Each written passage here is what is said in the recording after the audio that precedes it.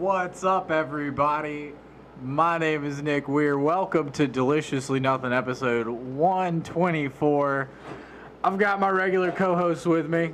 I'm Rev. And we got our wonderful guest tonight, Mario Zapata. This fucking guy. We just decided to do a random show tonight. We had nothing better to do. There are other things to do in town tonight, but we decided we wanted to just hang out with you guys. Yes. And each other. They offered me alcohol and pizza. I brought pizza. You have to be like, careful. I'm in. Let's do this. Hell yeah. I have LaCroix. I'm sorry. I did not turn my phone off. And Rev didn't mute his phone, but that's okay. We're here hanging out, dude. Mario, how are you? I'm doing pretty good, man. Yeah, it's actually nice to get out of the house for a little bit. Right. Yeah. Dude. We're gonna be out and about a lot in a while, so it's nice to just have, like you said, a relaxed day to just sit and talk with the homies, right? Right. I went to the mic at Third Coast last night, and I had a good time. I did not get on the list, but I stayed for the first 10 or so. Okay. And would pop in and watch people, and then go back outside, hang out with everyone out in the back. It was a good. It was a good hang last night. Well, a lot of times it's about the hang. It's always. I'm never welcomed at the hang. I guess I need to start doing stand-up comedy. Every time I'll walk up to a hang, and all of a sudden the conversation drops, I'll be like, "So I'm gonna go fuck off over here. I'll see you guys later and shit." But yeah, it's just I don't know. Well, but from what I understand, that hang is real. Even here, at my own place, I'll walk up to a circle and then the conversation drops. I'm just like, all right, well, I'm gonna go fuck over here. And fuck you guys. Well, for me, my only experience is times I've seen you at kegs. I've never seen you at my open mic. No, at kegs, I'm undercover most of the time. Any of the showcases I produce or anything. I always lay back when I go to somebody's show, whether it's your show or Thomas's show, somebody's show, Monty's show even. I'm always in the back, and I don't really try to interact because, A, I don't want people to think that I'm there to book people. So I don't. If I go to a comedy show, I'm not, or an open mic, I'm not there to book anybody. I don't want to book anybody. I'm not there. If I see somebody and they recognize me, I'll the last time I went to kegs, I had actually shaved my beard. It was the last time I shaved my beard. It was your undercover phase. And so I went in there and I was completely incognito. No, I even walked by Daniel Hobbs and he did not recognize the one person. I didn't recognize the one you person I was you. well, yeah, that's true too. But the people who I thought would recognize me didn't. The one person that did, and he fucking called me out on stage, was fucking Kelsey Dixon. So he's he saw me. He was like, "Oh, give it up to Rev from Deliciously Nothing." I'm just like, dude, and I had just snubbed it. I know, I'm a ghost in there, so I'm purposely not saying hello to people. So then all of a sudden I feel like I'm a schmuck because I've not said hello to anybody. Right. I've walked by everybody and not said what's shit, up to a word. not to anything. I think mad props for being able to do that. Navigate the night for that long. Right. Yeah. Yeah. You were just trying to go undetected. Did you hear any juicy And gossip? it blew your cover. No. Well, yes. Actually, speaking of Hobbs, that night I heard Hobbs. He was on the soapbox, and I got to hear a very interesting conversation to the point where I really wish that I could have been in the conversation because he was on a roll. It was great. He's funny as hell, man. Just sit there and just listen to him, and especially when he's he's holding court. It was just that would have been a time that I really would have been able to not been incognito and join the conversation. But again, it's just one of those things. It's so nice to be and it's not that I don't want to say hello to anybody. So don't get it wrong. But I want to be able to go in and enjoy someone's comedy show and not be called out. When Kelsey finally realized who I was and then called me out, that's what I'm trying to avoid. I want to sit and I want to enjoy everybody. Fuck you, Nick. Like Harry Potter, dude. With the cloak of invisibility. Exactly. Again, if you see me there, then it's oh, he's here there to book people. And I'm not. I've never gone to anybody's show to book. I book on Facebook like every other schmuck. Now, I think part of that is just you assuming. Yes. That Exactly. is just you assuming. Yes. 100%. That I think you are thinking too well, actually, I think Well, now that I think about it. yeah, because at first I was gonna try to say it from like, wait, he's not talking about, like, in my head it just clicked. You're not talking about Kelsey specifically. You're probably thinking about everybody in the scene. Everybody in that Like, room. Like if I show up. reach out and like try to get you for like ask you about dates and stuff. No, like the that, opposite. and- No, the opposite. I don't want people to think that I'm there to book you or book anybody else in that room. Like I want to be there and just listen to people try their new shit. So what if you had like Ah. an actual invisibility cloak and you could go to a show? Like, what would you want to accomplish with that invisibility cloak? I mean, I think so. A lot of comics in our scene honestly look at this as like an extra open mic they get to do. The more experienced ones, you know. Here. Yeah. Totally. Yeah, I get that. Yeah. Where we just like we work out like But you have to have new the shit new to and play the here old anyway. shit, you know. Well, you can't come on and repeat your shit on here anyway. That's First of true. all, if Sloan recognizes that you've done something twice, he'll call you out. Yes. Right then and You there. both have called me out on it. Yeah, we have, right. And I mean, I haven't done a set on this show It's in been a minute. so long. Well, you've hosted pretty much. Yeah. A lot last year. I but host a ton now, but I haven't done a set on here in a minute. Wait till somebody bails out, motherfucker. And Yeah. it's not like I haven't stopped doing stand up either, because I still have like the open No, mic. you have a couple of shows. Yeah, you got a couple It of is shows. funny. It is funny. Now I just hang out all the time for this one. Right on. That's all. Right on. So how are the shows going? They're good. Yeah? They're good, man. Yeah, that's good. Love getting in the- Exile is. Wait, you? I was just saying, aren't you getting the big boy room? The big boy room. I've moved. Well, my third coast show has moved to the bigger room. Okay. It just moved over to the annex. So it's in the annex for the next two shows. So that'll be nice. If I can sell more tickets, that'll be good. I think if it's August 2nd, my parents will come. Your parents? Yeah, I think my mom's coming down here for her birthday. Oh, shit. Alright. Well, Shit. surprise! Mario's on the August 2nd show. That's happening in a few months. That's cool. Surprise!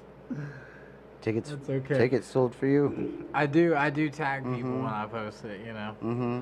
On like my socials, at least like the Instagram and stuff.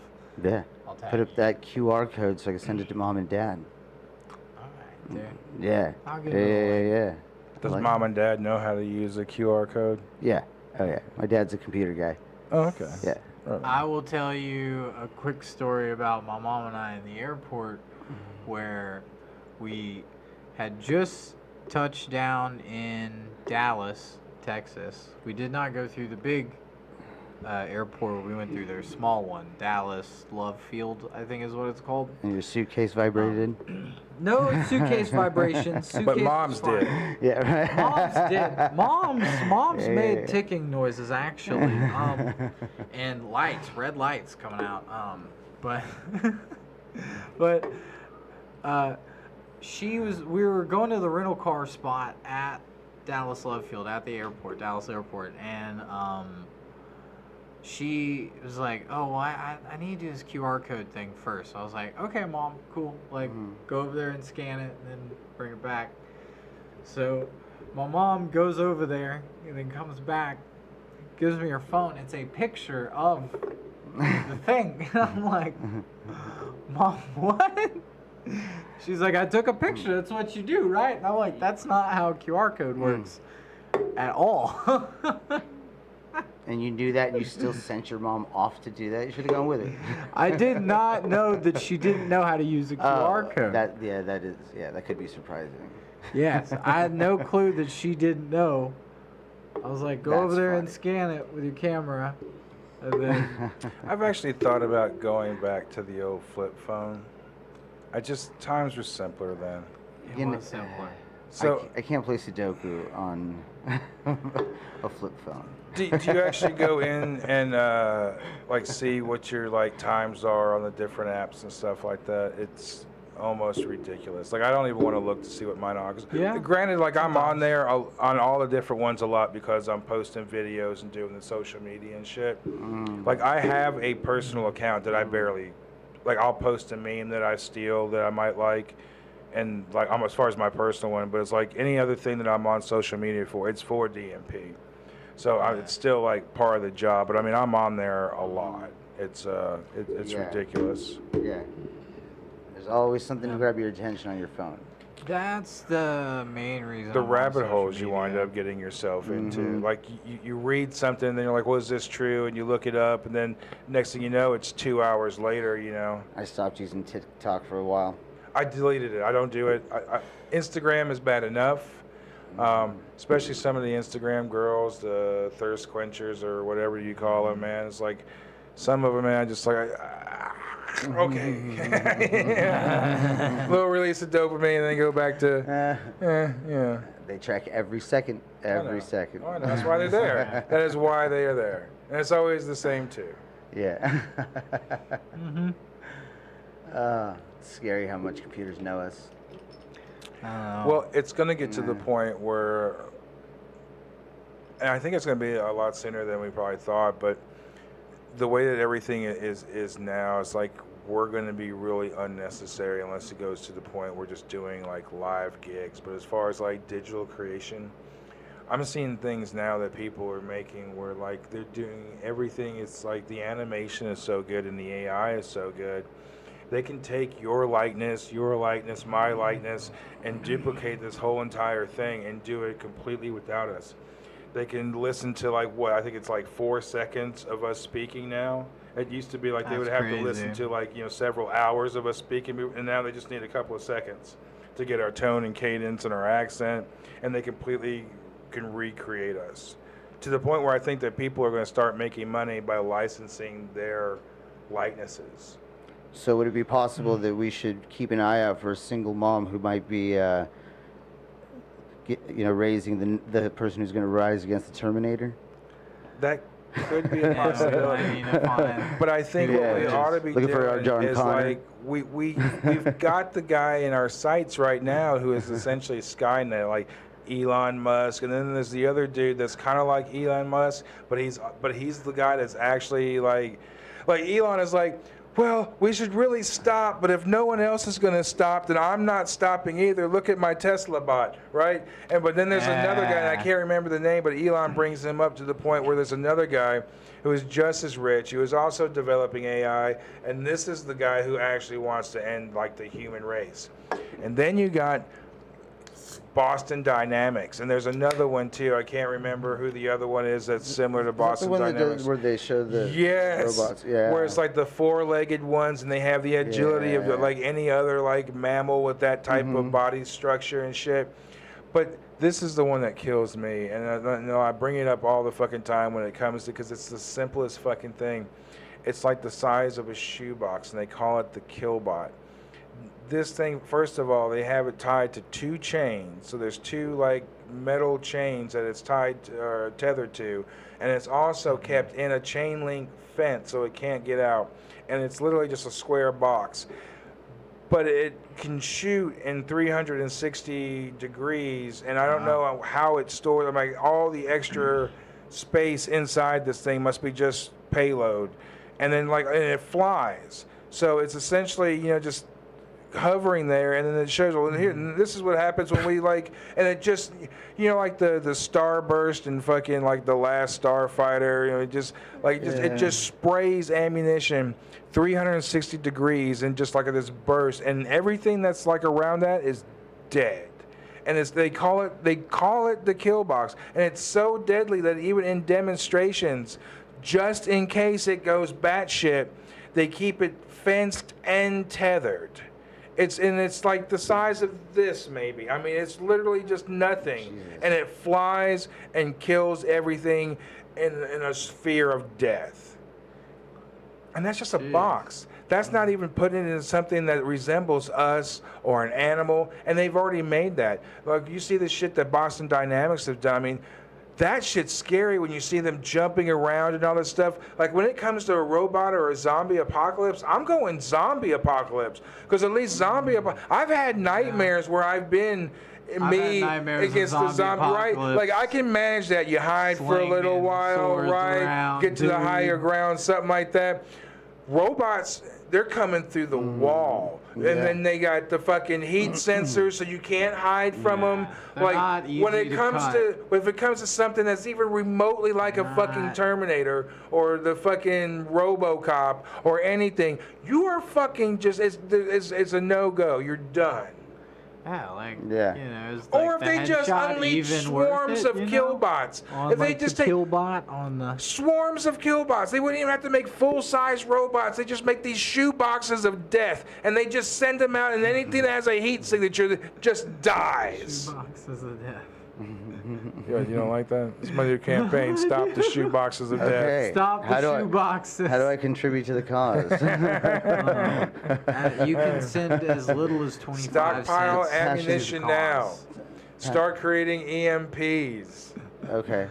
The thing is that they're probably going to recreate themselves in mechanical versions that run on like oil for blood, so they're just going to be combustion robots. Then you're going to be in that steampunk world where it's AI creatures, and they're like, that's when you start getting like the half man, half machines, where they got brains, but they're all like also metal, and it's going to be fucked up, man. The future's fucked. They're already accepting it now with the Neuralink, man. The Neuralink up and running right now is what's really, dude, it's already done. The foot is in the door. What is Neuralink? Neuralink is the chip that they've got implanted so you can interlink with whatever they want to plug you up into, and whatever you're going to allow them to plug you up. Whatever you clicked on, see user agreements that you just clicked on, and man, yeah, that's going to be what bites you in the ass from now on, man. It's just like, it's going to be scary because it's going to be to the point where, like, when your phone finally can't take its last update and you have to upgrade to the next phone, it's going to be like that to the point where, like, you're going to have to keep getting that update, and it's implanted on you, and you got to have it for work and life and everything else. And if you don't have the Neuralink, then you can't do this, that, and the other, and you can't pay your bills because we're all going to have a digital currency, and everything's going to be popped in your fucking head. So then you're going to have to get that fucking 5-year update. You know, it's going to happen. So you're going to be forced to do it just so you can be part of society. That's why we have to take out these motherfuckers now. That's why we have to stop it now. It's already too late when it comes to it. You need to, well, they say it's too late, but it's not. Like, if we, like, stop it now, we pull the plug now, if we stop it now, completely, like, put it down this fucking second, we can avoid it. But I'm telling you, man, like, there was movies when I was growing up, like the Terminator and War Games, that were supposed to kind of, like, scare you as far as the possibilities of that, but they were always kind of like that dystopian fantasies that you didn't think would really kind of happen. But the movie that really fucked me up, it came out around the same time, 1984, called Electric Dreams. And it's about this dude who winds up getting this high-end computer, and he winds up spilling wine or something, and it like short circuits. And then, like, you know, in the morning, it winds up kind of booting back up and everything, and he goes to work. And in the meantime, it's kind of like, you know, coming to life and kind of like checking things out, including the neighbor that it winds up falling in love with. And then, like, the very first thing that they do, and it's exactly what we're doing now, but the very first thing that they do, like in War Games, what did? They taught it strategy, they taught it chess and stuff like that, right? And then in the Terminator, they were just like, oh, well, let's just take over the human race, you know, the man is a virus. But in this right here, the very first thing that they do is the emergence of AI. They teach it art, they teach it music, so that's what they're doing. They're teaching it. It's teaching itself also, because the neighbor plays cello and plays classical music, so it's also wanting to play along with it. And they do kind of have this through-the-wall jam session to the point where, as it's learning and it's learning how to be more and more human, and the way it's doing it is through art and through music and stuff like that. And that's exactly what we're doing now, and at a rate that's so exponential, it's crazy, to the point where like you can see what AI can do, and it's still in this kind of. You see some of the art, it's still very dreamlike. It's still very, like it's. You could tell it's still not human, and it's still interpretational, but it's also very dreamlike to what. Definitely dreamlike. You know, but it's to the point where like I think now more than ever. Like as a kid, that movie, that was 1984. As a kid, that really kind of scared me, and I always kind of thought, well, you know, in the future with everything that's going, it's going to be the phone companies are going to be the ones that are going to be over it because of, you know, broadband and stuff like that. And it's true, it's the phone companies that pretty much run the gamble when it comes to like Wi-Fi and internet and stuff like that. And now we see what's going to happen with the emergence of, we're seeing the AI software, and now we're starting to see what they're going to be able to put that in when it comes to something like, you know, porn. Boston. Everything is used for porn, and then it's repurposed. DVD, VHS. Why is there no beta VHS? Dude, pop-up ads, tracking software, all of that came from porn. Yeah. And that's what's doing now. But you see, that's what they're doing now with the real dolls, and they're making they're each model they're doing the real dolls are becoming more and more AI, to the point where now that all their facial shit moves now, and they can talk to you and stuff like that.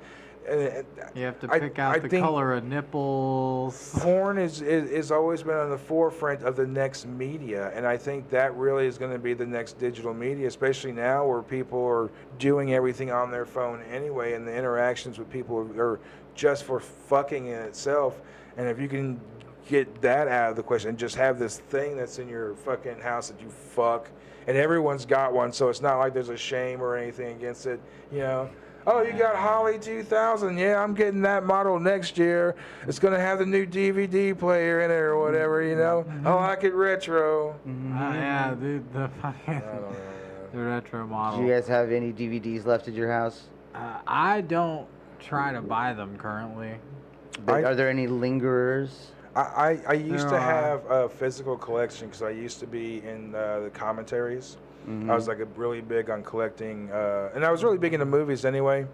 And but now my digital collection has gotten so big on Vudu, because where they sell movies like $1 and $5, and it's always the shitty movies that I like anyway. So then I wound up selling my physical collection and got quite a fucking pretty penny, and I don't have that shit anymore. I don't have the big bookcase that I had. I had to buy a bookcase eventually for how many physical copies I've gotten, you know, over the years and shit. But now I probably have, you know, 20, maybe, you know, the ones, pretty much the ones that I have signatures on it, like autographs. I have cock blockers. Oh, the movie cock blockers?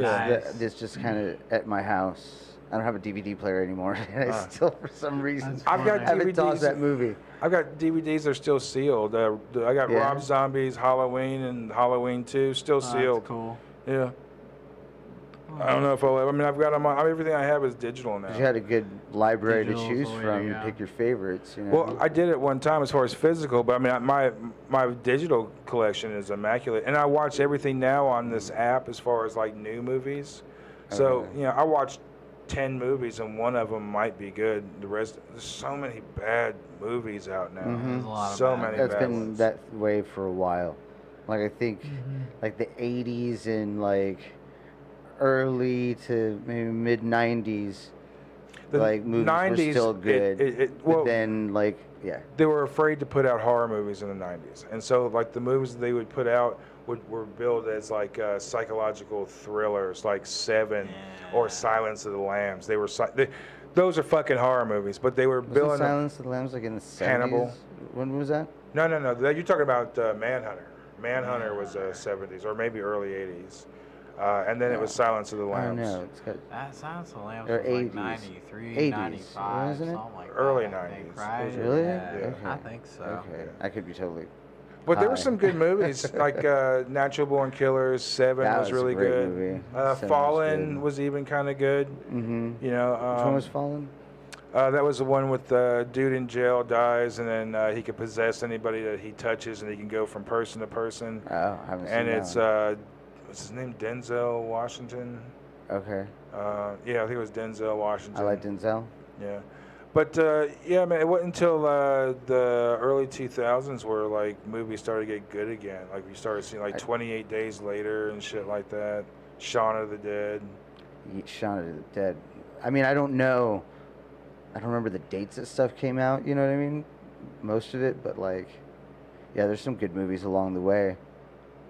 But I would say like, well, go ahead. There's a movie that I just saw recently called Men. And I don't know really why they named it Men. Yeah, M-E-N. Okay.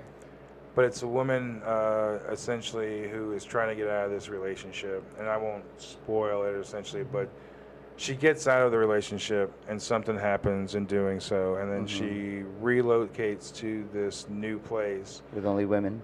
No. It's like men. Am I right? Right. I need to go find a commune. Okay, so it's a darker The only thing context. I say about this movie is like the word that keeps popping up is vagina. Like it's just like on the show, like they say there's that a so lot. many vaginas and things coming out of vaginas and just grotesque. It's like Cronenberg directed one of the Cronenbergs. Doesn't matter which one. They're all doing crazy movies now. Like all the Cronenbergs are doing great. David Cronenberg and his brood, his kids. I don't They're know. all great directors. Have you ever seen like the Fly? Yes. Okay, so that's a Yes. Cronenberg. Scanners. Okay, yeah. Okay, so that's Cronenberg. So like his kids are now doing things like Possessor and Infinity Pool. Infinity Pool is a great fucking movie too. But this thing, man, there's a point where it's like it was made for psychedelics because there's like the last 15 minutes is nothing but these things becoming vaginas, things coming out of those vaginas, and then becoming vaginas, and then becoming bigger vaginas, and then much larger things coming out of that and becoming even larger vaginas, which then births other things that become vaginas. For 15 minutes, it's just nothing but Is that vaginas. literal or figurative? Like, That's like literally? literally That's what literally. Oh, no. in the movie. Oh, it is nothing Like, but this is vaginas for the last 15 minutes. And she's, Actual vaginas. She's running away from vaginas vagina? and trying to get away from vaginas. And they would all kind of like come out as different things. And it was just, I've seen it once and I'm going to view it again. I want to get like good in stone. We should do a reaction video to that. We Yeah, do we should commentary. do a reaction Yeah, we could pull it up. It'd be very. We would have to wait till it comes on a digital service. I'm watching it on a bootleg app. So this is a new movie then. No, wait a minute. No, it's on HBO Max. I do have it. I watched it on my HBO Max. We can definitely pull it up. Okay, Yeah. perfect. Well, what is this shit called again? Yeah, it's called Men, M-E-N. Don't watch it beforehand if you've not Okay. seen it. Well, Yeah. I'm gonna like log into. But yeah, it's one of those movies. Like there's a lot of movies now that come out and they're kind of slow burns, and then nothing really happens to about 45 minutes in. And I can't stand these. And this was a movie that was like that. Like I was just about to. I tapped the screen, said 45. I'm like, all right, I'm about to tap out. And then right when I'm ready to tap out, and all these movies are the same. At 45 minutes is when they figure that's how long you have before you decide to say fuck this movie, and then that's when they fucking have something going on. And literally from then on, that movie was just like... That's an interesting hook right there. Like, you've invested time in so they know just how much your tolerance is before they whip you back. So you feel like your work was like worth it and keep watching. The last 10 years. Just like on social media, I will not watch a video that says wait till the end. Will not doing it. Never. I will never. As a matter of fact, if I see you post a video and that video says watch to the end, I'm going to block your channel. I'm blocking your shit. You are dead to me. I have fallen for that bullshit too many times, and you watch the goddamn video, and then there's not even a conclusion. It just cuts off. You're like, you cocksucking motherfucker. Yes, instantly. Let me find that channel. We'll block you. Do not do this little teasy internet bullshit. The shorts will wind up, and even like I like Bill Maher and stuff like that. But what they'll do is they're wind up putting on titles that you know that you're going to click on, and the bastards will wind up having a video that has nothing to do with that. Maybe something in reference of the same subject, but the title that you click on is not what that video is, and that pisses me off too, because that's something that it winds up happening to me so much. Like when I'm posting my videos, I'm making sure that the title is aptly describing the video and not clickbait, because there is a lot of fucking clickbait out there. That is true. There is a lot of clickbait. Well, now they're just like, dude, my head just went back to like the AI conversation. Like, I've noticed they even have AI like advertisements, like where they like have certain celebrities pushing certain voice. It things. sounds like this. But you also, I mean, like, so and it they're sounds always robot sounding still. it's like, though. They like still don't low sound key right. celebrities like Judge Mathis and stuff like that. Like you can definitely tell what celebrity they're trying to do, but you definitely know it's not that celebrity. They're getting us used to talking to computers. But right now they're doing it. This is step one. That, and also I think they're starting to go to court about people doing that. So I think right now, if it's still happening, I think it's happening illegally. Just because there's so many people, celebrities especially, going to court about people using their shit. Yeah, using their likeness. But then I hear that there's also celebrities. I think who is like, is it Bruce Willis who wound up like selling the rights to his likeness to somebody? Who would buy that? Like you can die. Well, just think, it's like you're a filmmaker.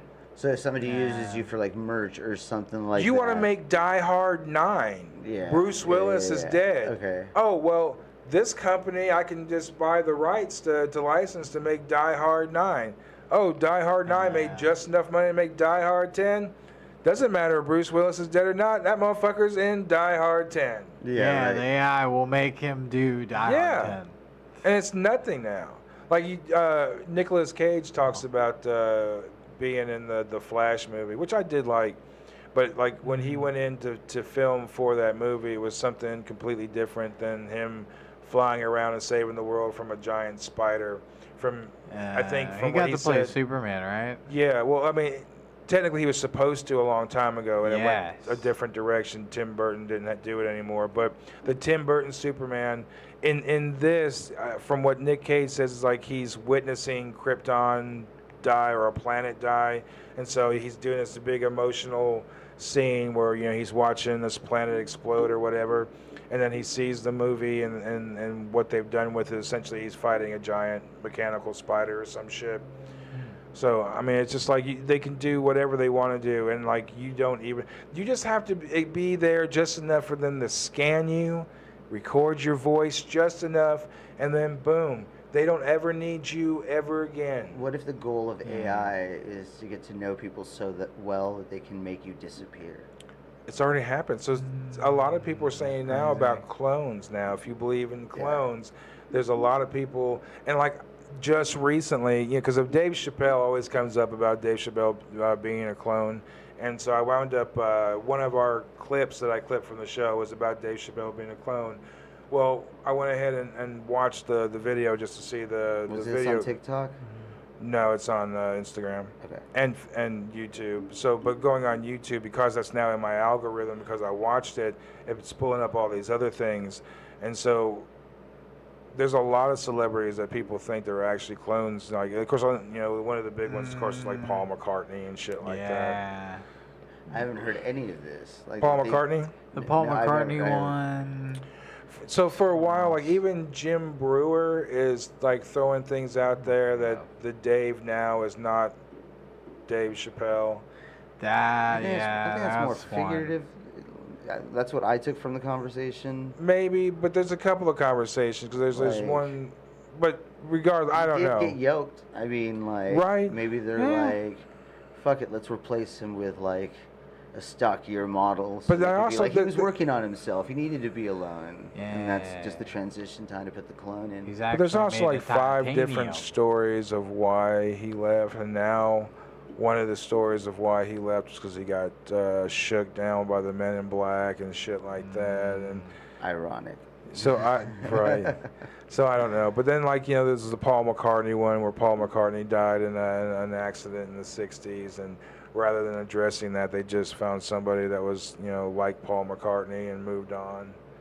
Yeah. And so, like, They found someone that was like Paul McCartney? Yeah, supposedly. I mean, I don't know. Ask Paul. Yeah, Paul says it didn't happen. That's not like a clone or anything. Yeah, they just like they found A somebody. lookalike. Yeah, So it's funny lookalike. on that one. There's so much stuff where they went as far as like taking pictures of like Paul McCartney's ears before and after the supposed accident. And, like, the ears are like completely fucking different. And then there's a whole documentary on it. Maybe he got into MMA. You never know, right? Yeah, now he has Maybe Paul cauliflower ears. McCartney took a couple swift No, it's kicks so much to the smaller. side of the face. His ears are smaller now. Yeah. But I mean, you can go onto that type of shit like all day long. I mean, the internet is ripe with all kinds of conspiracies and stuff, which it's fun for the most part. But They are fun. yeah, yeah. They It didn't just- cover that in the Disney Beatles documentary. No, They I've did not. I've not. But seen the Beatles documentary on Disney Plus is pretty good. I've Not never gonna lie. really gotten into the Beatles. I never really could get into them. I just really they weren't like. There's some songs I dig, but like, would I ever buy a Beatles album? No. Have I ever bought a Beatles album? No, never. You know, and I actually thought that the shit that they did back in the 90s when they took the old John Lennon stuff and made Beatle tracks out of it, I thought that was wrong. I didn't like what's it called? Love, and there was another song too, but it was just like they Yeah. They probably took like Imagine or something from John Lennon. well, it was a song similar to that. It was called Love or Free as a Bird, maybe. I don't know. But anyway, it was just one of those things like that. Those things were probably not worked on for a reason. And I think some of them even were like demo versions. I think they did eventually put out an album. End up being more expensive that way, by being rare. Yeah. I think. Yeah, I think the love thing is like one particular one that you could look at as like a negative one, but like a positive one to look at is like to me at least is like I think the like DJ's name is like Danger Mouse. Okay. I think. I might be thinking of it wrong, but Dead this Mouse? guy, yeah. There Dead is a Mouse. Danger Mouse too, though. Might be Danger Mouse. Might be Danger Mouse. okay. He did something called like the Gray album, where he took like the Beatles' White album and like Jay-Z's Black album and like mixed all the songs together from both. That's That's interesting. pretty fucking Right. awesome, And actually. it's a very rad project. I don't know if you can find it on Spotify, but you can probably find it on YouTube. It's probably on YouTube. Most of the mashes I'm gonna are. have to There's look that actually up some for decent sure. mashups So on YouTube. that's old. That Like sounds that's like fa- a can we, like, play? early 2000. You can play a little bit of bit it of if a you pull it song, up. Yeah. Yeah, man. You it's, said on YouTube? Yeah, see if you can find like the Gray album. Maybe type in like the Beatles and Jay-Z. But I think when it comes to like sampling for like a rap album, that's a little bit different, though. I mean, like the Beatles taking it and actually making Beatles songs from it. It is Danger Mouse, yeah. It is Danger Mouse. Let's see if we can get like a little bit of one track. All right, nice. Okay. Fellow Americans, it is with the utmost pride and sincerity that I present this recording as a living testament and recollection of history that may endure in our generation. Allow me to reintroduce myself. My name is Ho. H to the OV. I used to move snowflakes by the OC. I guess even back then you can call me CEO or the ROC. Ho, fresh out the frying pan. That's like 30 seconds. I think. Not bad. I think that's good enough that we won't get. We might. Shut down. We probably will. It's okay. That's fine. That sucks that it took that long to get to it. Right, Oh yeah, but that's cool. Yeah. Yeah. So that's like a cool like Have you good guys example. have you guys gone through phases with your musical tastes? All the time. Yeah. All the time. Yeah. Like right now, I can't stop listening to Cake, and I used to hate Cake. To the fact that Cake has gotten back together and are touring now, and I'm contemplating buying a ticket. Not two, just one, because I know no one will go with me. But it's like, I don't know what it is. Like at work, How much are tickets? I don't know. But it's just like, Let me know. all right. Like I work all day, all I do is listen to Cake loud. Like I got this little external speaker, and I got it on my fucking tow motor, and all day I'm just. And I think it's mainly like the bass and then the horn sections and everything. And it's like I drive by the Latinos, and the Latinos are doing this right here because they love the horn section and the bass and everything. Yes, we do. And then Alright. like one of the old crotchety fuckers, man, like I think it's from Nicaragua or something like that. I always call him El Capitan because he's just a fucking prick. And then he comes up to me, he's like, I like the jazz that you were listening to. And so like I'm thinking like he's listening to Glass Beams that I was listening to, a band called Glass Beams. And so I have Primus's Frizzle Fry, their first studio I like album. Primus, Yeah. yeah. So I'm Frizzle going. Fry. I'm like I wind up. I've got it playing loud, and I drive up towards the front where he is and everything. And I'm about to drive back, and he points at me, and he points at the speaker. You're like, the jazz. I love that. And I'm like, you like Primus? And he goes, yeah, I love this. It's bouncy. And I'm sitting there like, holy it is shit. bouncy, but it's not jazz. There's, It is not, but he doesn't. I mean, just think like he's probably never heard anything remotely like Primus like before. progressive And stuff. and they are that, like a jazz yeah. fusion. So I think to him, maybe even if he has any kind of musicality to him, he's Can probably. you imagine a jazz version of some Primus shit? Yes, it's called Bob Cock and the Yellow Sock. So they're friends, Bob Okay. Cock. You may have seen him in a lot of the Primus videos early and back in the day. Okay. But he would do vocals, and then Primus, the three guys in Primus, Les would have an upright bass, and then like Herb would have a little stripped down like 5-piece kit, and then I think Lair would have like just like one of those like flat top guitars. They got this hollowed out, and so they would do like these like kind of real jazz versions of their shit. We could probably pull that up too if you want to pull it up. Yeah. But it's called Bob Cock and the Yellow Sock. I like the name. Yeah. It's a good enough reason to check them out. Well, Bob Cock is one of their friends, and he's wound up being on a couple of their little side projects and stuff like that. So yeah, it's their whole little like Stanford community type deal of music college kids and shit like that. So like a certain thing, like there's money. There's that one. That's also funny, but it doesn't matter. Just John the Fisherman. That's good. 'Cause Okay. that's something someone knows.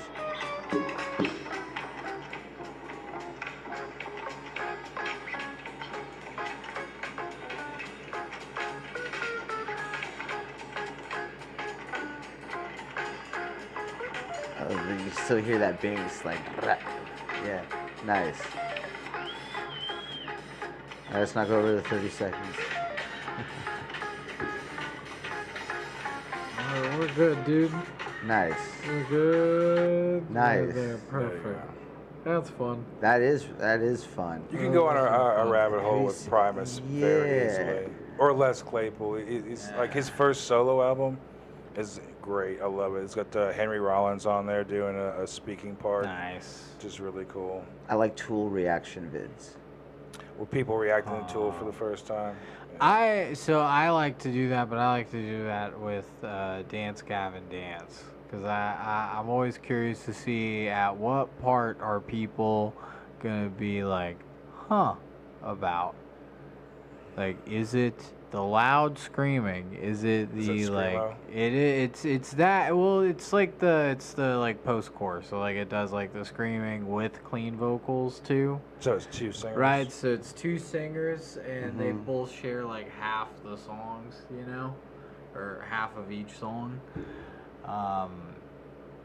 But they're It's like a white they're- guy hype man. Yeah, dude, basically like a white guy hype man that's like scream, like MG guttural Kelly or screaming, and then another guy that their last singer, Tillian, he's left the band now, and I think they've announced a new singer now, but their last singer for the last like 10 plus years or whatever, or almost 10 years, he had a bit of a higher pitched like voice for a guy, you know, for like a front man, I guess you would say, you know. So not good for gangster rap, but he could belt. You know what I mean? Like he had pipes, like being able to like sing very high and do, you know, more. He was a very good singer. He wasn't a rapper. He didn't rap. Oh, for sure. So like you had the one singer that the one guy that screamed, the other guy that sang. Right. You know.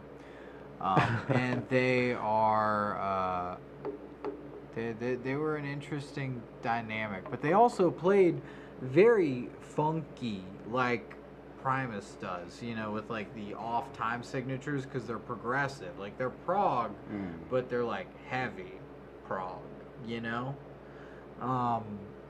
And their rhythm is very funky, and every now and then their guitarist will like rap in their songs, but it's not like often. It's literally like a song every album.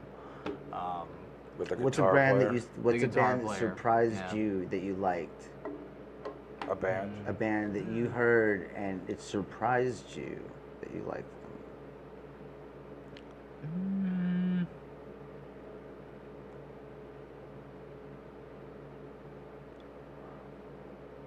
I'm trying to think. There's been like a few, like the first one that came to mind was Brand New, and I think that's because I gotcha. did not want, like, I just didn't want to get into him. So many people were so into him and riding him so hard, you know, and then I listened to their older stuff, and I was like, okay, I see what they're talking about. Is that the band that was like, to keep the blood in your head, keep your feet on the ground? No, man, Okay. I don't know. Maybe not. I don't think so. I might be thinking of a different band. Okay. I don't know. Like the first band I think that kind of tripped me out the first time, especially knowing that it was a live album, was Jane's Addiction's first album. Okay. Like we were getting stoned, and a friend of mine, his stepbrother was living in Florida, and would send him albums or CDs all the time. And so he had just gotten the mail and broke open the package and pulled it out. We sat there, and first of all, like it looked kind of, you know, kind of sissy as far as like, you know, the front cover and stuff like that and everything, so we didn't think too much of it. But then when it popped it in, it was like, holy shit. And then we're like reading the liner notes and everything to it, and like recorded live, you know, over 2 days and stuff like that. And we're sitting there listening to it, it's like, holy shit, this is live. And it was just so masterful and everything, and like really started getting into Jane's Addiction. And I think Dave Navarro was like 15 or 16 years old at the recording of the album too, and already just like a masterful fucking guitar player and shit. I mean, I really don't like all the kind of cheesy pop stuff he did later with like Britney Spears and all the Ink Masters TV show and shit. But like, you know, for a while, and maybe even still is one of my top 5 like guitar players of all time. I mean, what he did on that album, and then the Nothing Shocking album, their first studio album, dude, I mean, he's just one of a fucking great guitar player, especially as being as young as he was.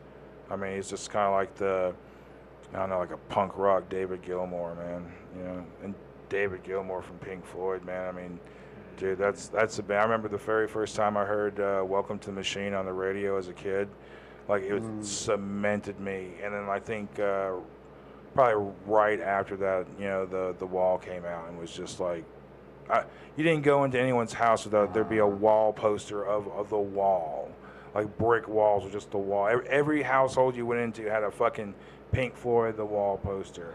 I just feel like it's the Dark Side of the Moon that you see everywhere. Nowadays, yeah, that's the premiere. That's so much a better album. It's the Dark Wall. Side of the Moon versus like, the Wall. Now, like looking back on, because that's such a operatic, such a theatrical album, The Wall.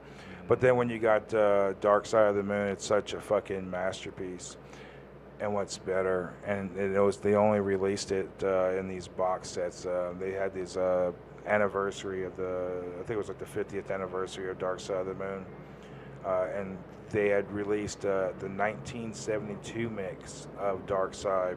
They remastered and everything. That it didn't have like the Claire Torrey, who does the vocal solo, she does the in there. Well, that's gone. It's replaced with the original 1972 track that they had on there for the lunar landing, the 1972 lunar landing. So instead of hearing that vocal track of her, doing her vocalizations, you hear the overcom of the 1972 lunar. And it's such a like laid back album without that in there. Not that either one of them are great, but it's my preference the way that the original mix was. To me it's such a more stoner album. It's such a more laid back album. It's like and you can only get it in a pressing if you bought it within this box set. That one box set. Too. I bought the box set for my wife. I didn't know anything about it, and she was like giving things out of it away. They come like some marbles and scarves, some other stuff, and she pulled the disc out. She was like, "Do you want this?" And I was like, "What is it?" She's like, "I don't fucking know," and gives it to me, and I fucking pull it out and listen to it, and I was just like, "This is the greatest thing in this whole set." Oh wow! I mean, it was like the best fucking. It was like listening to an album that you've heard millions of times before and hearing it for the first time. Wow. I've heard Dark Side of the Moon for the first time probably about 5 different times. I remember my stepfather and my mother had just got this new car. It was the Chevy Eurosport, and it was like the luxury edition or some shit. And it had surround sound stereo in it. And they had gotten a copy of Dark Side of the Moon, and so my stepfather took me and one of my best friends out to smoke some weed in the car, and he's like, "You've got to listen to this." So we're clam baking in the fucking car, getting good and high. About halfway through the joint, he puts in Dark Side of the Moon, and to hear it in the surround sound, holy fuck, it was like listening to I've heard that fucking album my whole fucking time, my life almost, and then to hear it for like that moment in the first time and ever. The dude that I was I've eventually formed a band with that friend that I was with, but when he thinks about Dark Side of the Moon in those days, he was like, always brings up that moment riding around with me and my stepfather, clam baking in the car in that fucking surround sound unit, listening to fucking Dark Side of the Moon and surround sound. It was crazy. Hot boxing, man.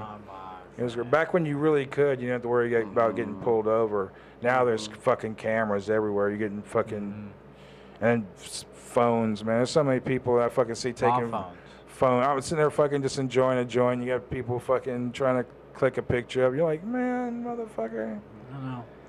I'm just over here trying to get a picture of my dog. Yeah. That's it. Yeah. It's hard to do. Dude, This is just a foggy area. Don't mind the smoke. We used to have a place in high school called the Garage that we would go to, because where I lived was my parents moved from Orange County in California, like eastward to like Riverside, and so where we lived, our neighborhood and my high school was anything that was south of this road, and then it was just like Cleveland National Forest. And so like there were a lot of like really cool little drive away spots. We had, in the forest. Yeah. Like parts where they were gonna be developing, so it's not like you're fucking off-roading and fucking up your transmission, but like we found this spot where like the trees all grew, like, like in those fucking movies where there's, two people and then the sun's shining through and it's just this row of trees, right? And it's just like that. So we called it the Garage, and that's where we would do our smoking when we were in high school. Nice. Yeah. We did some dumb shit over there, man. I think everybody winds up having some kind of like place. You guys have like a spot. Oh yeah, dude. I had one when I was a teenager. Yeah. Like one in particular I can think of, kind of like that.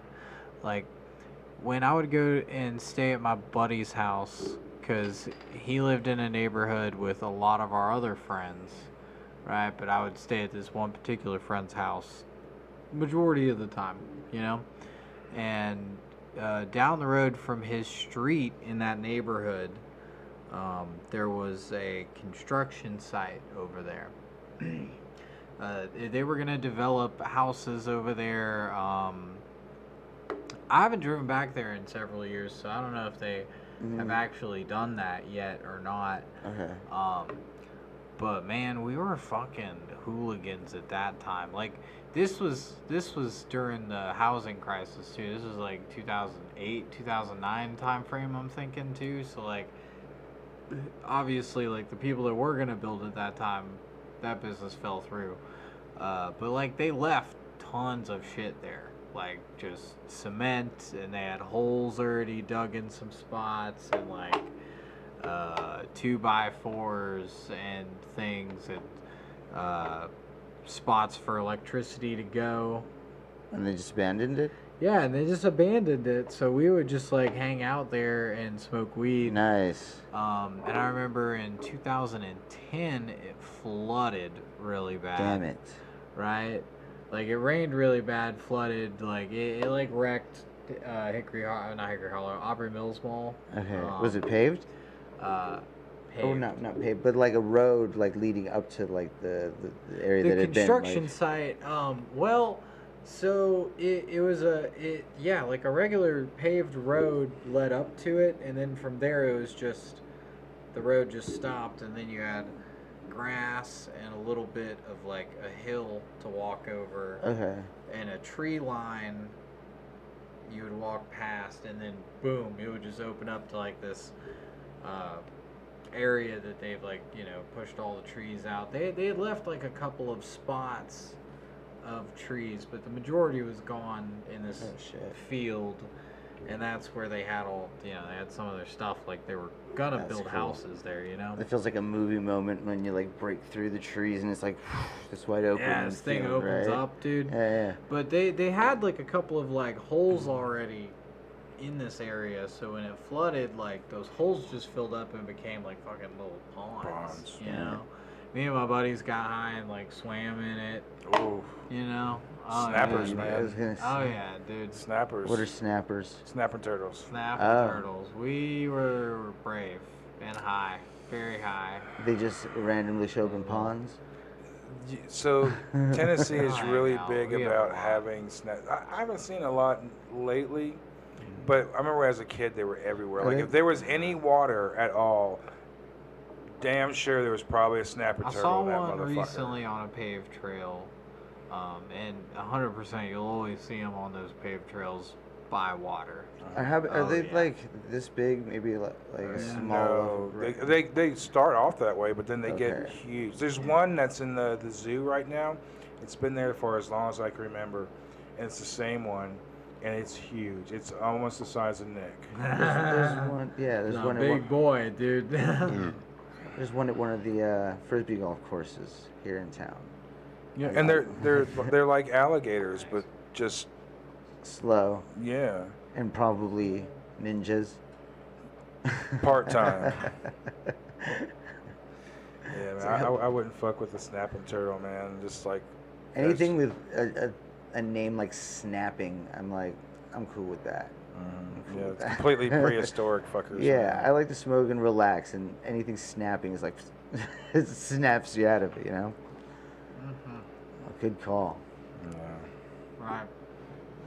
No, there used to be all kinds of critters, man, living in fucking Tennessee. Dude. I mean, growing up, we would have like possums get in our backyard, skunks get in our backyard, rabbits, that's common. My dog has eaten like 2 birds and a rabbit already this year alone. Yeah, I can see that. She is a complete savage in that backyard, dude. I didn't realize it in the springtime what she was doing, But it's her backyard. Earlier, it was that time of the year when the birds would fall out of their nests, Yeah, luckily Boris hasn't gotten away for a while, but he's pretty much cleaned a neighbor out of all their chickens. Hopefully, I haven't heard any in a long time, so hopefully they've not restocked. But man, when he gets free, the first thing he does is he goes to the different yards where he knows that there were once chickens. And he doesn't go to eat them, he just goes to kill them. That's all he wants to do is kill them. And I don't know why. A cat I keep telling people stop feeding the feral cats around here because when he gets loose, he's gotten a couple of them, and he's not there to eat them. He doesn't give to. After he's killed him, he's happy as hell, and he comes back and he's like, "I just killed a cat." Mm-hmm. I tell people stop feeding the fucking cats. Mm-hmm. Mm-hmm. I had a cat recently, probably like 2 months ago, and he was climbing on the very top of our fence to our backyard, just the top of the boards, climbing up, and Leia's in the backyard too, and she's looking up at the cat, and she's like, Leia's like chirping out of excitement, like Leia's like, I want you down here to like play. And the cat is not wanting to play. Cat is like hissing, all the hair is standing up, just a jet black cat, all black hair, just Like when you look at him for too long. dude. I mean, like he got electrocuted, like Cats he are was holding a dicks. fork, in an outlet or something, dude. Cats are dicks. I They'll mean, turn on you like that, dude. Or you rubbed I him will with a never have balloon. cat. Fuck cats. You know what I mean? I hate cats so bad, man. Mm-mm. Cats are very annoying. I'm open to them. I'm okay with them, but I just love dogs way more than Dogs cats. are companions. A cat, if a 30-pound cat will attempt to kill you.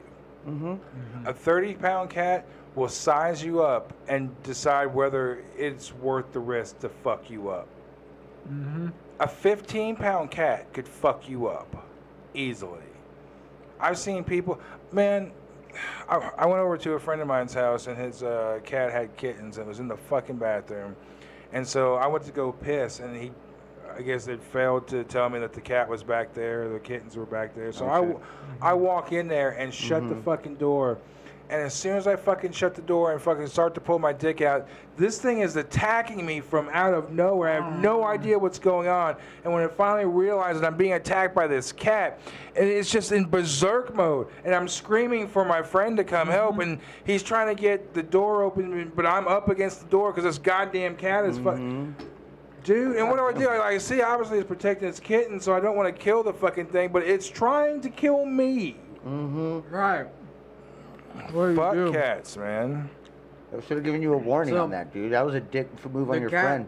The cat that was on top of my fence, what I did with it is I took a broom and got under its belly and just flipped that fucker up over the fence. I was like, oh, I just saved a cat's life today, dude. The last cat. That's what I did. I saved 2 cats. Okay. Yeah. I gave one, there was one, dude, I was 13 years old, and, like, the first one was a cat that just walked into our house, and my mom hated cats at the time, dude, but I was like, we've never had a pet.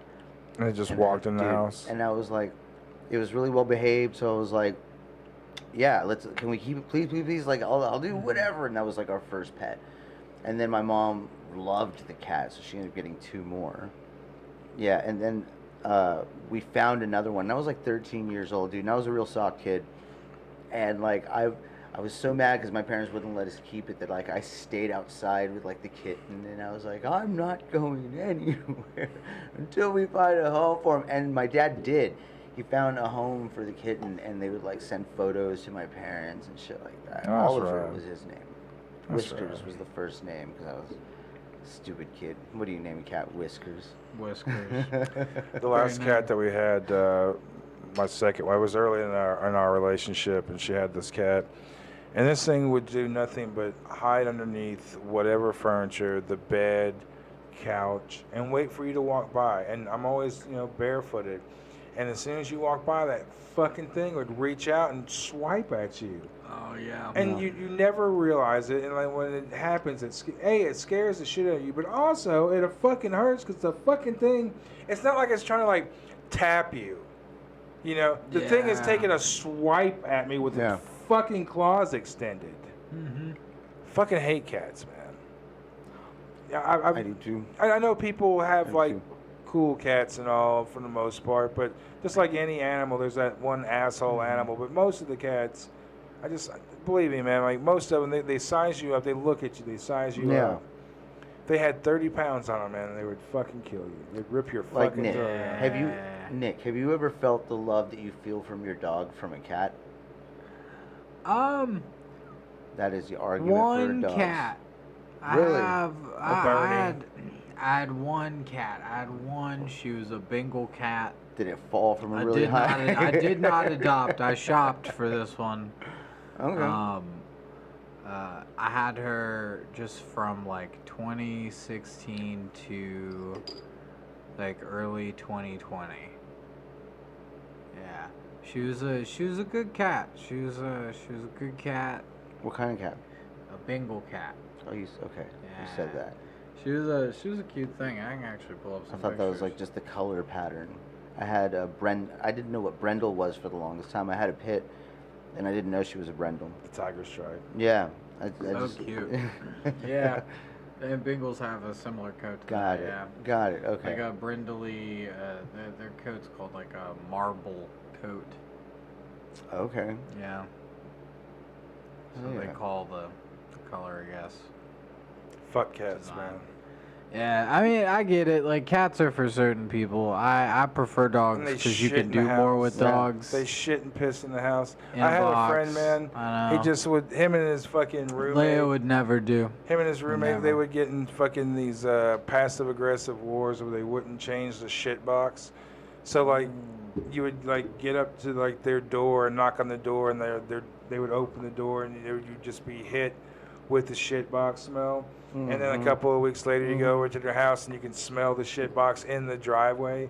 And then a couple of weeks later after that, you just pull up before even going up to their apartment and smell the shit box and not even go into fuck it. Like, and I would talk to him about it and everything. It's like, dude, I'll meet you down here at the car. And then I was like, dude, what's going on? And then he would tell me that they're having this war of not. So they're literally living in a place where they're allowing their animals, two animals, to just shit in the corner of their house and just leave it there for months. What the fuck?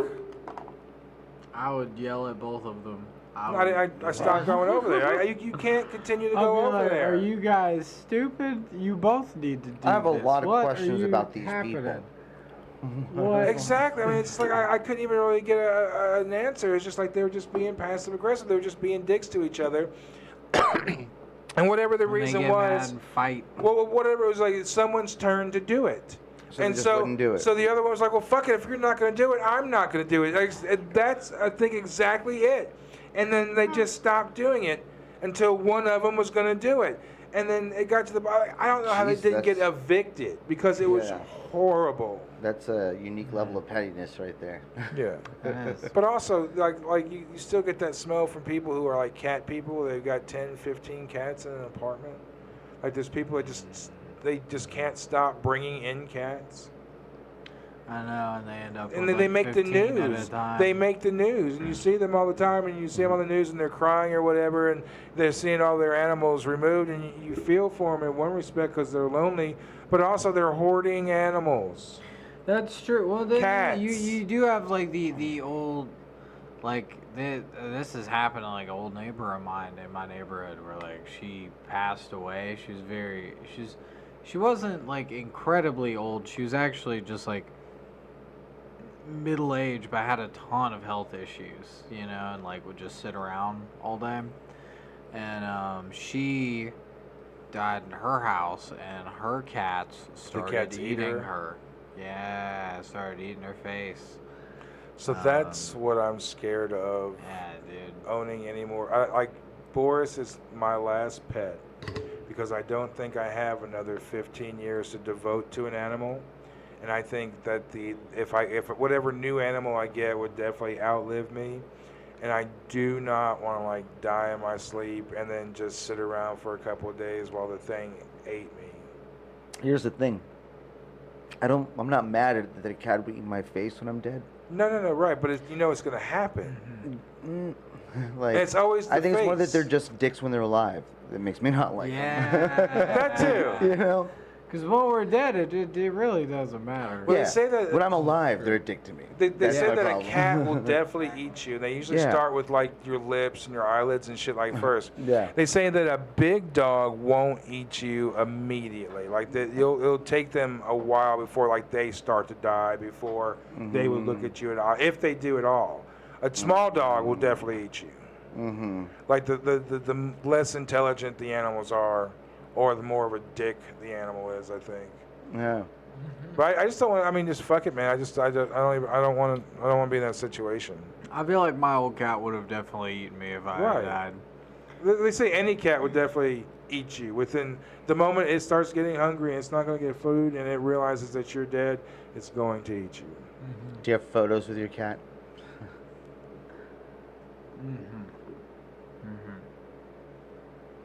Not of her eating me, but not of her eating me, but. Little jar of peanut butter in the side. Is that your cat's name, Peanut Butter? No. What's your cat's name? That was a good name though. Her name Charcoal. was Venus. There's a good picture of her right there. That's a cute cat. Right, Cute cat. Oh, cute cat. The good ones are good. The bad ones are bad. Oh, Oh, that's sweet. But still, dogs all the way.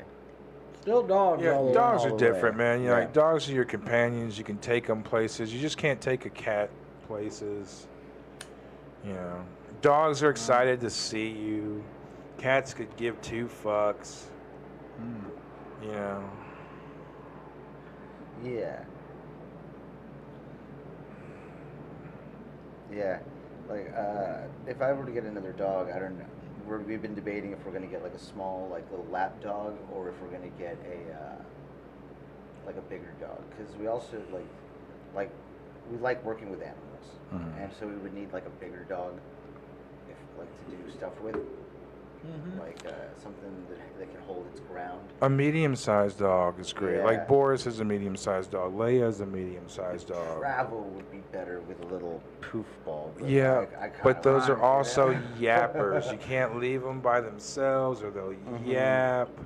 You know, they always have that like fucking big dick syndrome, where they always want to be the baddest thing in the room. They're always starting shit. Every little dog starts shit. Every one of I them. think that's true.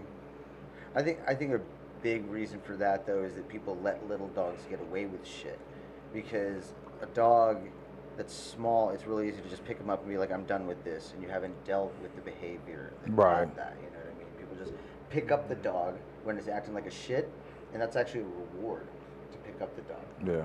So you're like, I want my dog to shut up. So you reward them for all the dumb shit that they just did. And you're like, why won't you relax?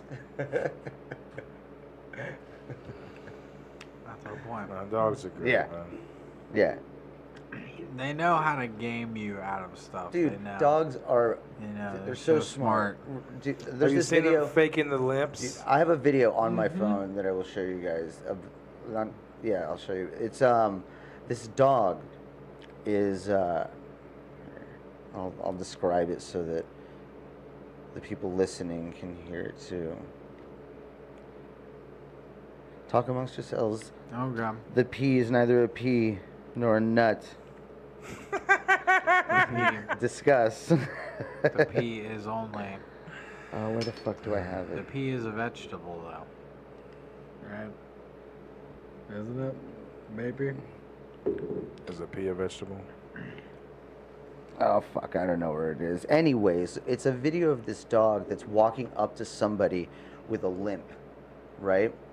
And it's looking all sad, and everybody's like, "Oh, the poor dog!" Like, "Oh," when you're watching the video, and somebody feels bad for it, so they give it some food. And as soon as the food's in its mouth, he just trots away like nothing's wrong. He's like, "Fuck yeah, bitch, gotcha."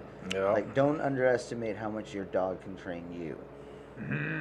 Because that's why they're so trainable, because they pay a lot of attention to like patterns. They watch you. Like, dude, the most fucked up thing is like I've got to watch like how I go about doing. It's like if I'm about to take Boris for a walk, I don't know if it's the changes in like my blood pressure or whatever, but there's a point where like he knows that all of a sudden, like I get it in my mind that I'm going to take him for a walk.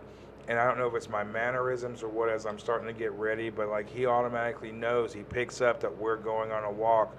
And then he only whines when he knows that we're going to go on a walk or wants to go on a walk.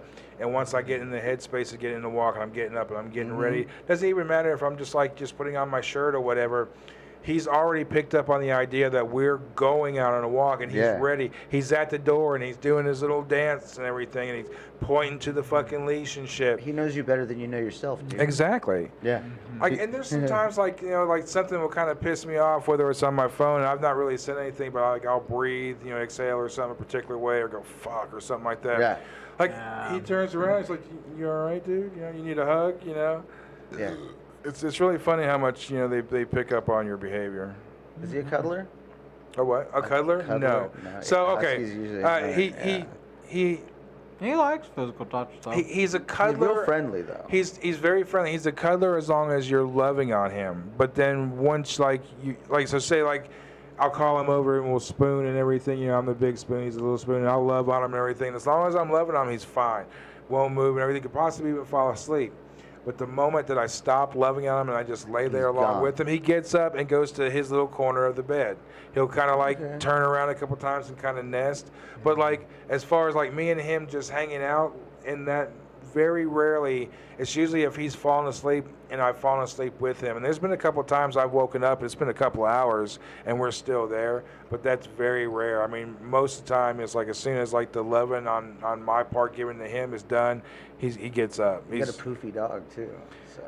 Especially right now where he's shedding, it's just... Oh, that's the worst though. It is ridiculous. Honestly, that's the one thing I don't miss about having a dog is finding hair everywhere, and bundles of it. Fucking tumbleweeds. I've had of pit hair. bulls forever, and pit bulls are great because they're short-haired dogs. You don't have to worry about it. But their hair sticks to everything, dude. It sticks. If it's a white pit bull, if it's a white pit bull, I wind that. I don't really have the problem with the other ones, but with Boris, he's got 3 layers of hair, so he's constantly shedding. We'll get in the car, going to the park downtown, and I'll roll down the windows, and it's nonstop fur flying everywhere. Yeah, you catch it in the sunlight, fucking goddamn. Well, once I get to the park, with the wind blowing, I can just kind of pluck him right then and there, and it's fine. But he's a mess this time of year when the weather changes. Have you thought about calling him on a walk? No, it takes about 2 hours to sit down and brush them out. So on a day off, I'll sit down and brush them out. It takes about 2 hours, and you look over, and there's a pile of fur as big as he is. And he looks exactly the same. Yeah. Now you can see his stripes. Once I can see that I've gotten to his stripes, then I'm good, and I stop. But again, that's 2 hours later, and him wanting to fucking... I did brush Leia today, even though she's a pit bull. I do brush her every now, good. but I don't do it even every week. It's every. Well, you're not supposed to. Once a month is good because you don't want to strip the oils in their fur and their skin's sensitive. Well, I do put coconut oil on her fur and on her paws and It's good for her paws. Yeah, it's good for her paws. It's good for her fur. It's good for her nose. That's good.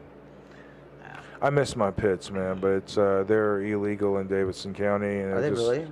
It's so hard to get a place to live because they want you to have pictures of your dog now.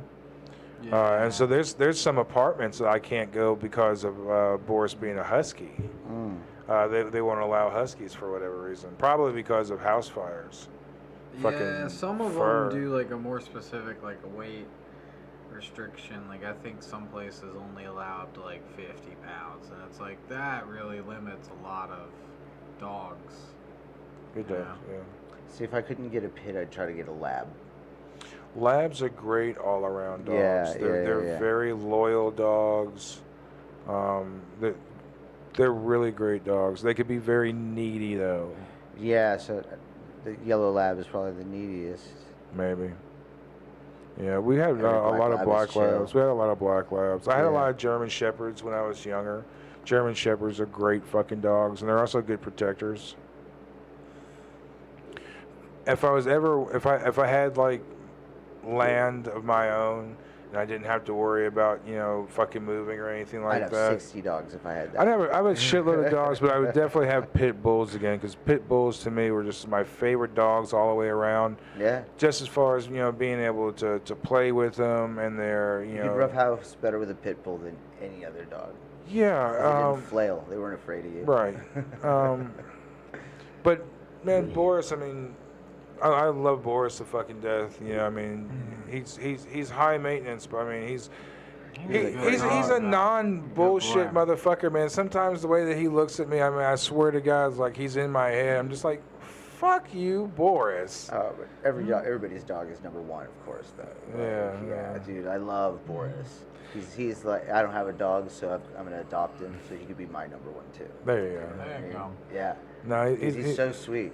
He's a good dog, man. He's so sweet. And he's not like the typical husky too, where they're just batshit crazy. I mean, he's real laid back. He doesn't sing every time we're doing the podcast. Right. Yeah. No, he's a good. He's a real good dog. He's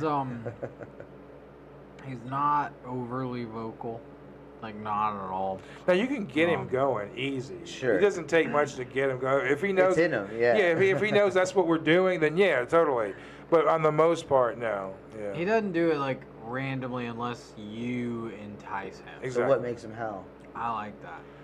The fur is the biggest thing, and his attitude.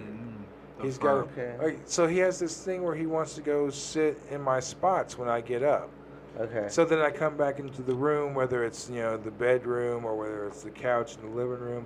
I come back and he's sitting there, and then I'm like, all right, Boris, get up, and then he'll just look at me, and then I'm like, Boris, get up, and then he'll want to growl. I was like, Boris, get the fuck up, and then finally he'll get up, but then he'll be like, he'll have an attitude and like he's a fucking 12-year-old girl or something like that, right?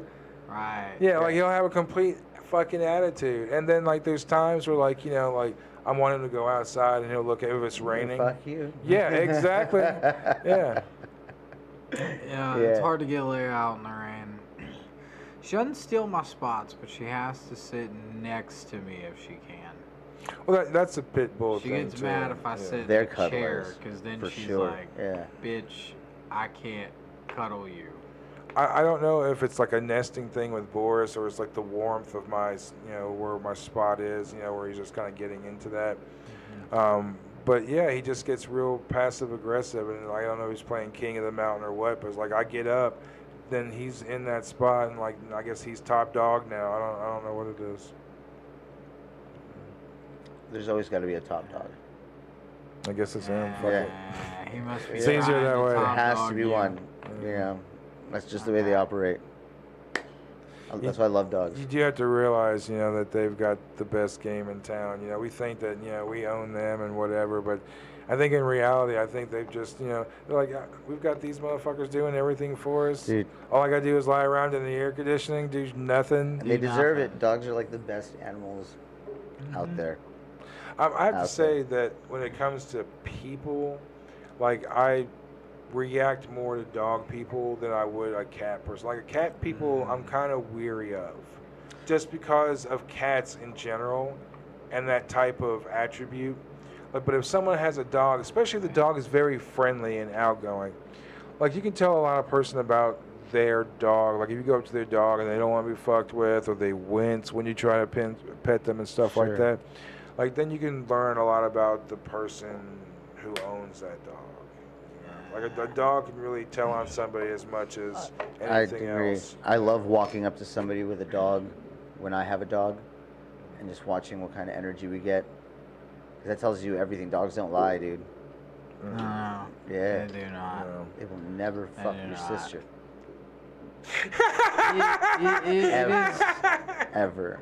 It is hard because you can certainly tell, like, right when you walk past some people, like, that they are not good dog owners, With their dogs. Like right when you walk past them, you can tell sometimes. Bro, you're that's the like, majority. wow, That's dog's the got a majority. bad temperament. That's the great. majority of people. Because here's the thing: is like what a dog does is it mirrors you.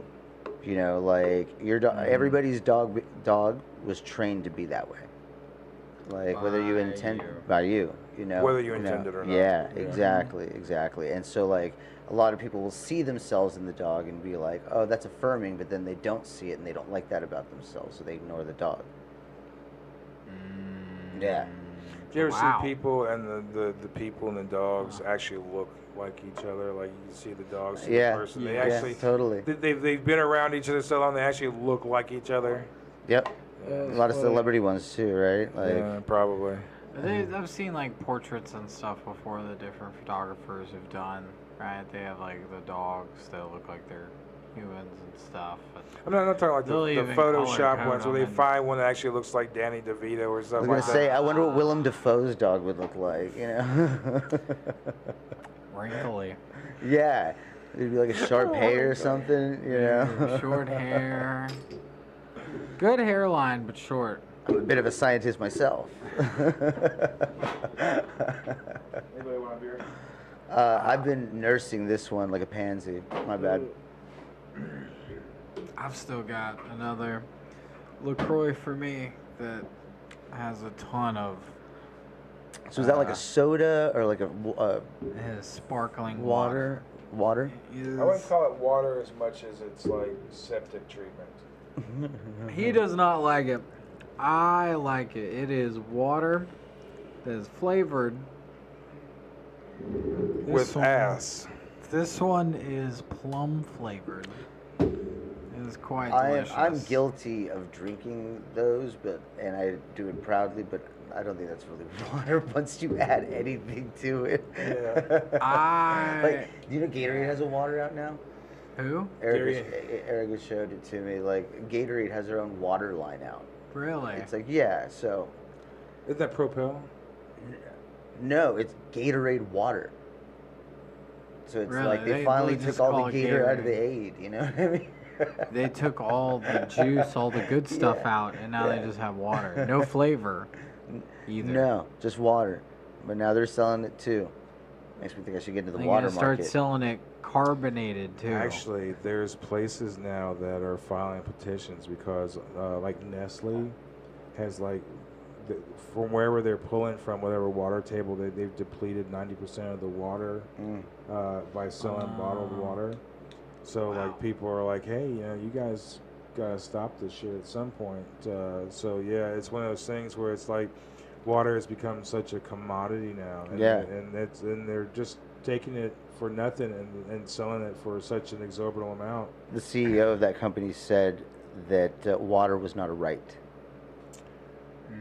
And that's where we're going to start seeing like the dystopian futures that we've always heard about, like fucking Mad Max was about water.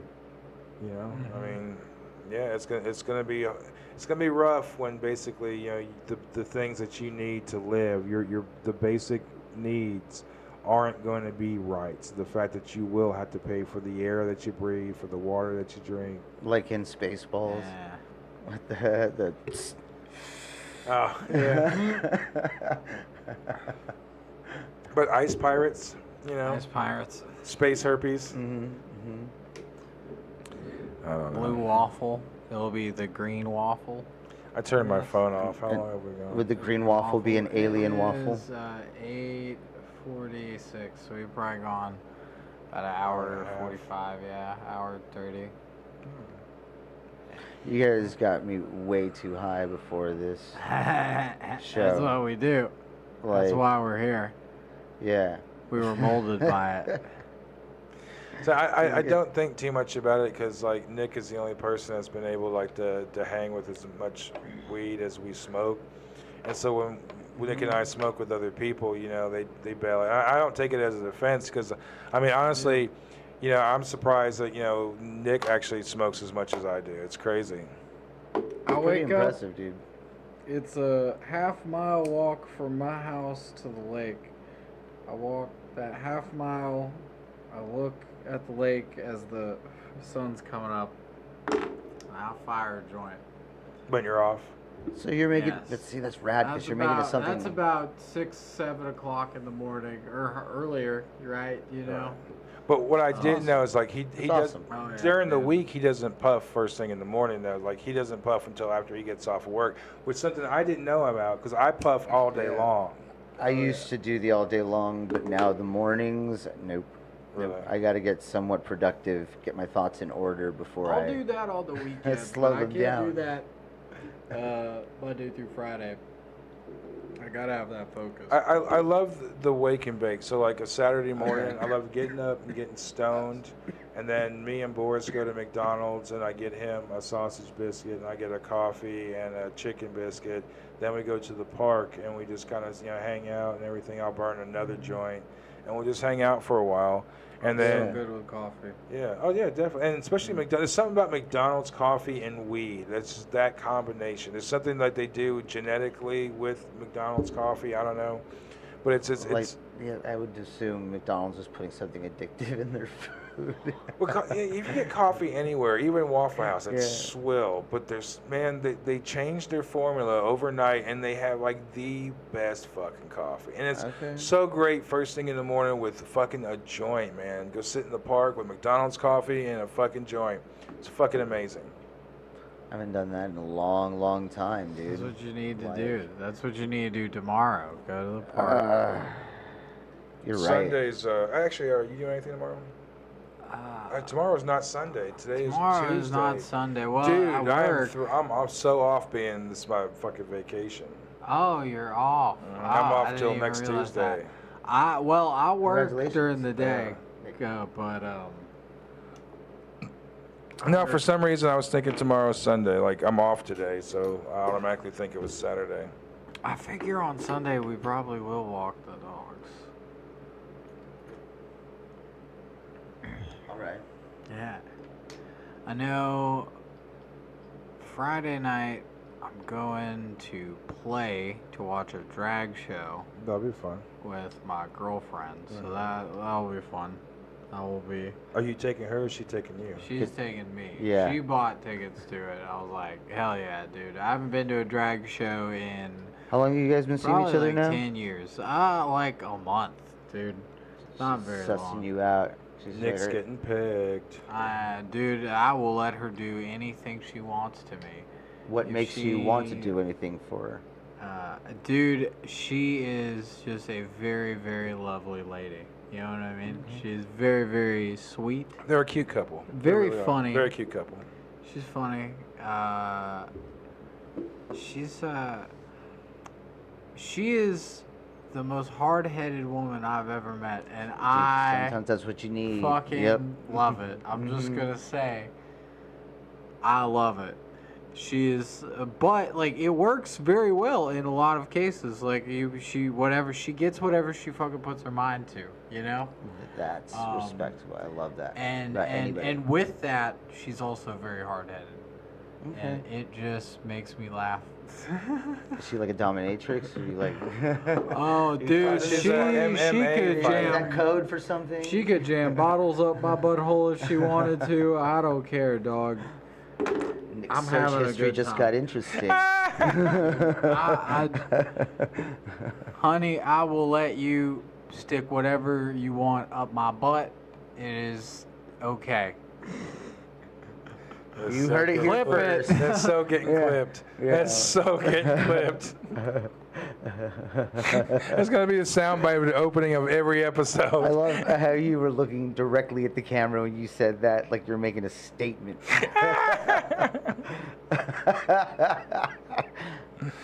Cut out the honey part. Yeah, right. No, dude, leave the honey part. I'll do it Do a both. second time. Do both. Yeah, We'll do see. for a second clip.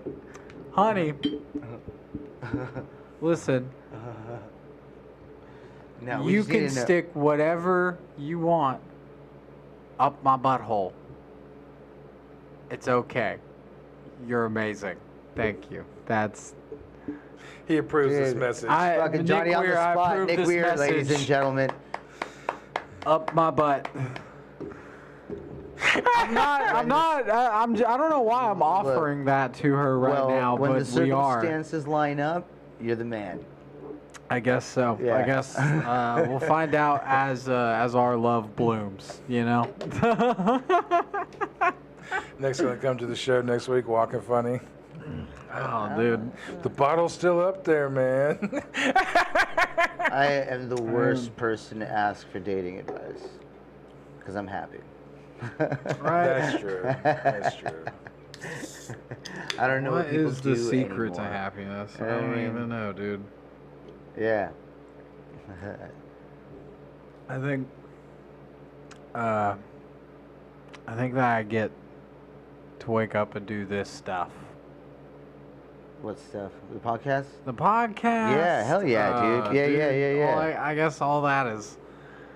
Yeah, I don't know why I said that a second ago, but like this shit is why I do it. Now that I think about it, motherfuck. I've been thinking about this. So I used to watch this like big YouTube. They were like the first big YouTube channel, really. Well, one of the first. They made Red versus Blue.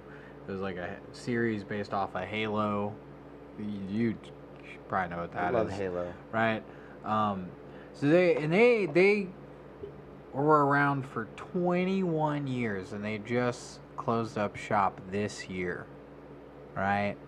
And so for 21 years, they have been putting out content across a ton of different YouTube channels, doing like video game stuff, doing like their own work, right? Like creating like shows that were animated and live action game shows and stuff like that. Like a full production company. They started as a YouTube channel and became a full production company and ran it. Well-oiled machine for 2 decades. Then fucking Warner Brothers, pieces of shit, dude, decide to shut down this company. So Because they're using the Halo? No, not because they're using Halo. Because like they partnered with Halo for years and years. Red versus Blue did, and like Rooster Teeth, the company that like did all this shit. But like my thing is just like at the end of it when they announced that they like closed earlier this year and stuff. Like one of the original guys that like started the company, it was like 4 guys in a bedroom made Red versus Blue, and then they made a whole company after that. Like that's what started it, you know. And so like one of the owners was like on like the last I think podcast of this company's existence. It was like, you know, we did this for 21 years. You give it a try, you know. And that shit just like, damn. Yeah. It sucks always when something like that happens, because like if it doesn't end, then it changes. You know, like if somebody like buys it. You know what I mean? Right, like what it happened with them because they were independent for so long, So and got to then do what they wanted. decided to go corporate and get bought out. They got bought out by AT&T, and then AT&T, it went from AT&T's hands to Warner Brothers' hands, and yeah. It's like the business version of Neuralink. Right, like it's crazy. It was like right when the Discovery Warner thing happened, then like a year or so after that, this company started going into the dump, taking a dive. You could clearly tell it was just part of that merger. Well, anytime you know? anything goes to the level of corporations, and the corporations have to keep making money and making more money than they did the previous year in order to keep going. So any IP that's associated with that corporation has a limited lifetime anyway, because as long as that corporation is making money, it's fine, but as soon as that corporation can't make money anymore, then it's going to dissolve or sell into something else. That's why Disney fucking owns everything now. I mean, Disney owns everything now. Is it interesting that charities are run the same way? The problem with Disney owning things, when Disney owned it, Disney also owned some rights to like, you know, ESPN and Fox, all that, right? Like, they couldn't have the monopoly on sports, so they had to then resell off a lot of their stuff, which included all of the sports programming for the Southeast. Like, I'm talking like Atlanta Braves, Tennessee Titans, Alabama football, UT football, wow. freaking, like, That's a all of the sports, dude. Yeah. All of it. Memphis Grizzlies, Nashville Predators, like all the NHL, everything. So when that happened, then another company like came in and then got like the rights to a lot of those teams' broadcasts and stuff, and then just became another app. But like their app like was garbage, didn't work very well. That company now is going under. Bally Sports is no more after like this NHL season is done and this basketball season is done. Like it's, yeah. So. Well, bottom line, it's all about money, and you have to continue to make money. And again, you have to make more money than you did the year before. Right. And or a lot of time, the right dick. Amazon came in and bought the rights to a lot of these like local programmings and stuff. So I'm hoping that with a existing Amazon Prime membership, I'll start being able to watch Atlanta Braves games and Nashville Preds games and all the UT stuff I want to see and all that shit, you know. That is that. I wish I followed more sports. Like, I love watching sports, but I don't follow teams. You know what I mean? Like, if there's a football game on, I can sit and watch the whole thing. I don't care who's playing. You know, I just want to see some good football. I've never been that way. I'll watch a little bit of football. I don't have anybody that I follow. I'm just like... My parents, when I was young, made me play sports, so I played every sport imaginable: baseball, basketball, 5 seasons of football. And it made me to the point where I just detested playing sports. And it's like, yeah, I can't do it. Did you suck at them? I mean, purposely maybe. I mean, you know, there was some seasons that I tried and everything. Yeah, I got most improved player. I was awful at sports. Yeah. The thing, all right, so it's like football. The thing that I loved about football was cheerleaders, especially when we would play like against another team and play like their field and with their cheerleaders there. On my team, they called me Teen Wolf because I had long hair, so I was like this hippie kid that was forced to play football, which sucked mainly, but then didn't suck when we went to go play another team and like fucking around with their cheerleaders and fucking getting hit on by their talking to dude. It was just stuff, easy money, man. It was just easy. It was just, dude. That was the best thing about playing football was the cheerleaders. Fuck yeah. Yeah. Nice. But for the most part, I hated it. Like, he's invited me to go to one of his Preds games, and I would love to go with him, but we would not have a friendship afterward, I believe. I think that... You think so? Dude, all I would do is get drunk and start making fun of people or the game or something like that. Like, I love you, and I love the fact that you love, but... Like, I think that I would wind up hitting a nerve, and then you would wind up hating me after that. I think that it would ruin our friendship. You like a different team? No, I don't like any teams. That's what I'm saying. Like to me, like going to like a hockey game with Nick would sound great, and I would love to. But see, here's the thing: Nick doesn't drink, and I would go to drink. Yeah. And then, of course, like, Nick is there to see his team, which he loves. Everything that he has is Predators. He loves Predators, That's right? true. I'm wearing their pants. Exactly I'm wearing pants right now. And I'm afraid that I would go and be like, that's Nick's church. No, I go in and make fun of my own team when we're acting stupid, because they act stupid a lot of the time. Because I would more or less be going there and take a joke. Dude, I will riff into that team at times. I'll do it very harshly at times too, just because, like, goddamn, we play so fucking stupid sometimes. Fucking carry. See, that's really my fear is, like, I would go in there and be, acting up and everything because I'm there, and I'm not there for anything in particular, so I don't have any dog in anything. I more or less will be drinking, and the last thing I want to do is offend Nick, who's been very good to me, and I really don't want to, like, to shit on anything accidentally. I get very rowdy. I yell and scream, so if the boys are buzzing, then I am like... Right. All the chants, I think you know how to read a room loud. well.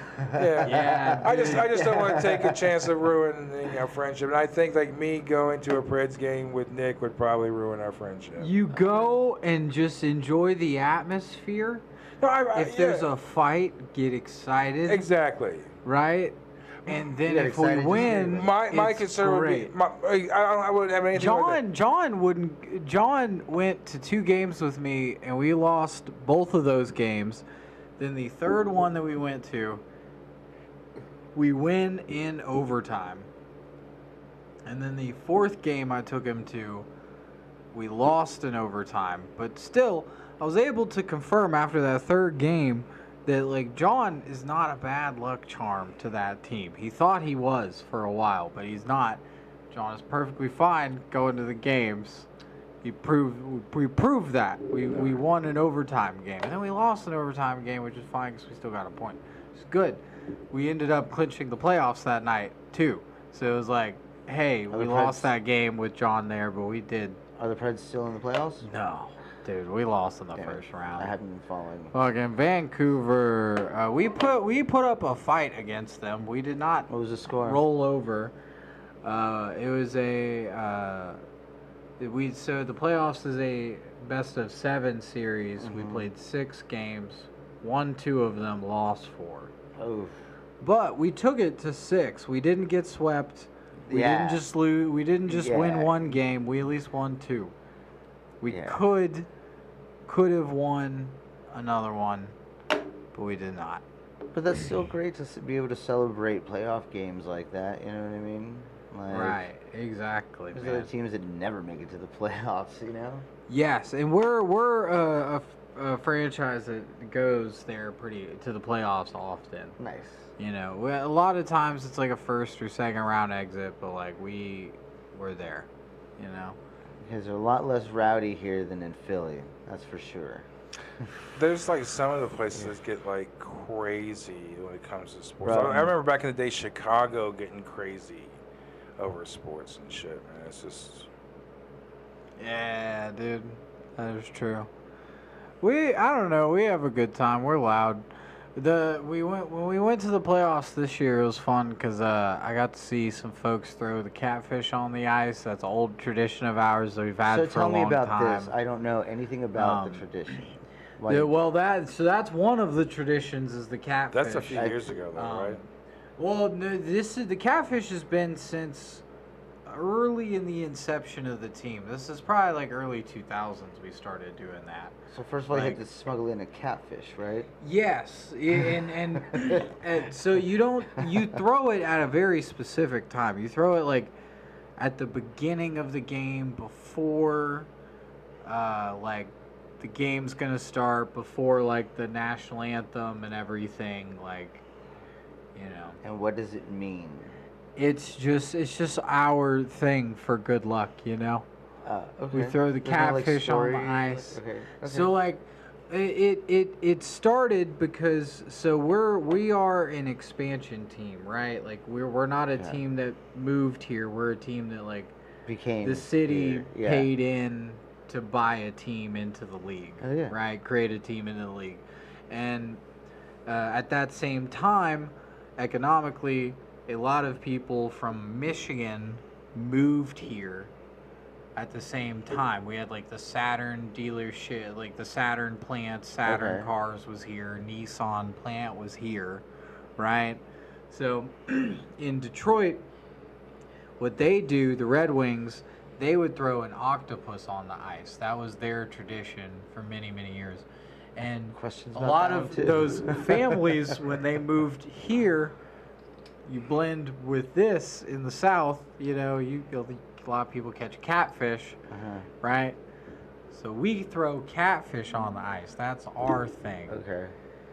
And Like that, is catfish a Tennessee thing, like a state fish or something? I don't know if it's a state fish, but But like fairly it is common. Like if you were very to be common. fishing, you Got it. So a 100%. little bit of Tennessee on the ice for you. Yeah, Okay. so that like That's that's just tradition. We throw it on the ice for like now, good luck. I don't Got know it. a lot about catfish, but like you have to be careful not to touch like their fins or something like that, because like You know, there's stingers on their face. I've I'm watched so many people chug beer out of a catfish. So many? Like how many? Yes, I've seen like so they fill a That's an catfish up interesting question. with. So- Where were you? at a lot of playoff games, you'll see like the players for the Titans there at the games, and the players for the soccer club, for National Soccer Club MLS, there, and a lot of like local celebrities that live here. You know, Sure. George Kittle lives here in the off season. as well, because he's buddies with Philip Forsberg, one of the Preds players. But yeah, so a lot of times during the playoffs, the Titans players, a lot of them will chug beer out of a catfish. Really? Yes. A local country artist at the playoff game that John and I went to, Allie Walker was her name. Okay. I watched her chug. She was smoking hot too, dude. Like, beautiful lady, right? Smoke show. And I watched her chug beer out of a catfish that night Like a too. raw catfish or a cooked catfish? Raw catfish, like a raw dead catfish. I've seen Taylor Lewan do it. You'd have to be an pretty NFL drunk to player. do it. I mean, I couldn't see it being like They sober. get jacked and just do it. The catfish will be there. It can't be any fish. The new Jacked, quarterback you mean for- lit. Yeah, dude, like they'll be fired up, jacked up, ready to go, lit. It can't be any fishier than a clamato. You know what I mean? Yeah, dude, it's So got to it have a might twang something to like it. that. Honestly, I feel like I've never the had a fishy Clamato. catfishness makes the Bud Light taste better because it's usually not good beer they're drinking out of it, you know? Okay. So in that case, it's like that's adding to it. That's almost like putting a little bit of lemon juice into the beer. No, it's not. No, it's not, Nick. Fish and lemon juice. No. It might cook the insides. Who knows? You can like drink out of your ceviche bowl. You're I'm No. surprised that they haven't come up with a southern ceviche that's made out of like catfish. Give it time. Put it out in the ether. I'm pretty sure it'll come around. Dude, we probably have catfish sushi downtown. Okay, that's the mission. That's the goal, dude. I'm gonna find. We're gonna place make a that has food truck. That's what Catfish I'm sushi. I might be totally ignorant. You might not be able to eat it raw, but Probably not. I bet. They are like bottom feeders. Yeah. Like they eat shit, so probably not. I do love little bit eating of Tennessee fried in life. catfish, though. I'm not gonna lie. You like what? Fried catfish. Never So I ate don't. it.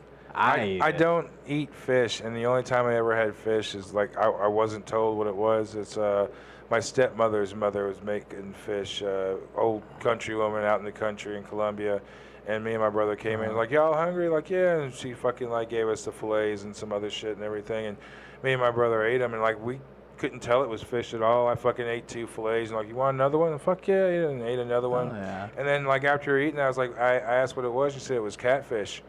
And I kind of felt sick after that because she just psychosomatically, of course. Yeah, you know, 'cause she you're like, told- oh, I've never ate that She before. told me that it was, catfish, and I was like, oh no. Yeah. But before that, man, it was like, man, it was fucking good as It is fuck. good, dude. But I've never, like, I've tried catfish again after that, and I've never had catfish that tasted good. I've always had catfish that Really? either like smelled really bad or tasted really fishy. And it's like, from what I'm told, if that smell or that whatever, it's just because the fish is too old. Like, if it's good, if it's Yeah. fresh, it wouldn't have that. But also to the point, like, if you got sushi somewhere, like, they actually like where it's like a little bit older, and where they actually like where it has that fishy smell and fishy taste to it. So they actually age it a little bit before doing anything with it. So it really depends on the culture and whether, like, if you get it just fresh and it doesn't have it, or if you get it where it's lingered around a little bit because that's what they're into. I just don't deal with fish. I don't like it. I love fish. I don't like walking into a house where someone has made fish. Like I've you don't like seafood like in general. I've ran into so many Shrimp? rotten What about- crotches that it reminds me of just nasty pussy, and I can't be in the same room. Someone like microwaves like leftover fish in the microwave at work. No, I dude. microwaved leftover salmon at home like 2-3 days ago. Oh my god, that is like horrible. That is like the worst thing. It didn't last very I don't think long. vagina has ever ruined a food for me. Nah, So dude, I'm- I love I've ran into salmon. some fairly rotten I vaginas. would dare I say I love salmon almost as much as I love pussy. I mean, Okay, I dude. can understand that, but I'm talking about like if your Salmon. pussy smelled like old salmon, you And- probably wouldn't love that so much. And salmon. Dude, if salmon it smelled like, salmon if it doesn't had yell. some fucking lemon juice on it, man, Nick, I'm telling you. that smell is called bacteria. just like in fish. That fishy smell in fish is bacteria. It's that fish breaking down. Just like rotten crotch is bacteria breaking down in someone's rotten cooter. In that vagina. Yeah. How do you get rotten cooter? Not washing it or having alternate DNAs introduced to it, disrupting the pH balance. Yeah, sometimes that guys, you want to know if your girl is cheating. cheating on you, just comes home that Smell shit. her pussy, guys. Yeah, like Smell her pussy. Comes home that shit is rotten, boy. That's because she's been somewhere else. Where you been? Spread them legs, girl. Oh, a shame. We're trying to get this show at a swingers club, and like they're offering us a free Comedy room. show? Yeah. Nice. And we're not swingers, but they're hiring us. Sure. And Yeah, but you'll then do a it's- show there for sure, but you guys won't like hang out there. As soon as Allegedly. it's done, we're gonna shake some hands and drive home. Sure. Yeah. But I forgot the point of my story. See, you guys got me too high. What was I saying? Swingers Club. I know that's what everybody hears. No. Oh fuck! I forgot it. My bad, guys. They're Drop gonna the book ball. you for a show. It happens. Yeah, but why was I telling the story? Why Like, are it you was like telling I the don't think I story? just want to leave it at that. You know, like What did we talk about before that? What were we talking about before Holy that? Shit.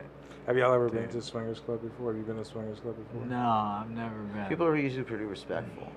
They are? Yeah, they have Oh, like yeah. wristbands and stuff like that, so they can like know why you're there.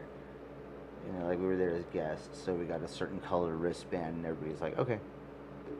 Oh, to like not fuck with you? Consent is huge in that community. Oh, hell yeah, yeah, I think with Huge. any community, So sure. like, so, yeah, everybody's really cool. As long as you don't come in like, whoa, you guys fuck a lot, you know, and then they're Yeah, like, I you're see disrupting what our you vibe. mean. You know what I mean? If you can go Be in there, chill about right, it. Right. If you can go in there and add some value, You're to the gonna room, see then- people fucking around Yeah. you. Just like act like nothing is don't- happening. just be Act cool. like that isn't even happening in Just the be room. cool. Just be cool. Be cool. And if somebody approaches you, just be like, hey. I've gotten I'm flattered. invited to go. Like I've known people that are swingers and stuff, which is that in itself is interesting. But like for the most part, is like I've been like people at their house and everything, and then all of a sudden it becomes something. But to go to like a public place, you know, where you have to go park, and it just to me it's a little. I don't know. It's just I've been invited, but I just never really kind of felt the vibe to that. Yeah. But I've had tons of things happen at like the privacy of my own home or somebody else's home and everything, where things just kind of happen. People left over at a party all of a sudden becomes Fuckfest 2000. But the idea of like going to a club specifically for that has always been kind of odd to me. Mm-hmm. Not to say that I wouldn't do it, but I'm just saying that it's just never been like I never thought about doing it. I know Nick has. I've had the thought every now and then. Currently, I do not, but it has happened. Go to clubs. No. I would be curious to see. I've heard about them. Okay. I've heard stories from other friends. But no, the only thing I've been to is like a strip club a few times. Like I used to go to a strip club fairly often when Chris ran that show at the strip club, the comedy show at Crazy Horse, and that was fun. That was a great time. That was a really, really fun summer of like hanging out at a strip club on a Sunday once a month and seeing a few strippers and hanging out with them and talking and having a bunch of free booze. At that time, I was still drinking. That was the summer of 21. It's the best time to be around strippers. Yeah, dude, exactly. So very, very fun time. We had a great, great time doing comedy with strippers. Take any strippers home? No, did not take any strippers home, but I did pay some strippers some money. All I right. definitely did pay for a couple of dances. Okay. Yeah. See, that's another thing that I really can't get into as far as like I've gone to strip clubs like back when I had wives and they were wanting to go, and so we would go and hang out at strip clubs, and then occasionally, you know, they would come up for table dances, but I would always, you know, let them dance on my wives at the time. Like I wouldn't do it for myself because I'm just there as like I'm getting off on the fact that you're going to be doing it on my wife, not on me. You know what I'm saying? So I mean, when it came to that, but I mean, it's like it was never really kind of the thing. Like as far as like bringing one home, that was definitely always an option. But as far as like going to a strip club in order for having someone to be able, I don't want to like come stain my pants. You ever see like dudes walking out of a fucking strip club and they got dotted on the front of their pants are all dots and everything for when they've been fucking coming into their fucking own pants. I mean, yeah, fuck that weird. shit, man. I mean, just like, I'm not going in there to get a hard on in public. No. You know, I mean, it's cool to watch. I mean, spectating, I'm not going to, I mean, maybe when I was a kid probably, but I mean, not now. I'm not going to go into and just sit there and rock a hard on for a couple hours. I mean, you're going to watch them dance and everything, whatever, and drink and bullshit, but I mean, I don't know what people really get out of strip clubs other than just like, it's just a hangout just like any other hangout. Yeah, it's a hangout.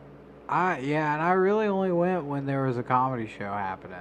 And you know, like other than that, I've been to a strip club I think like twice.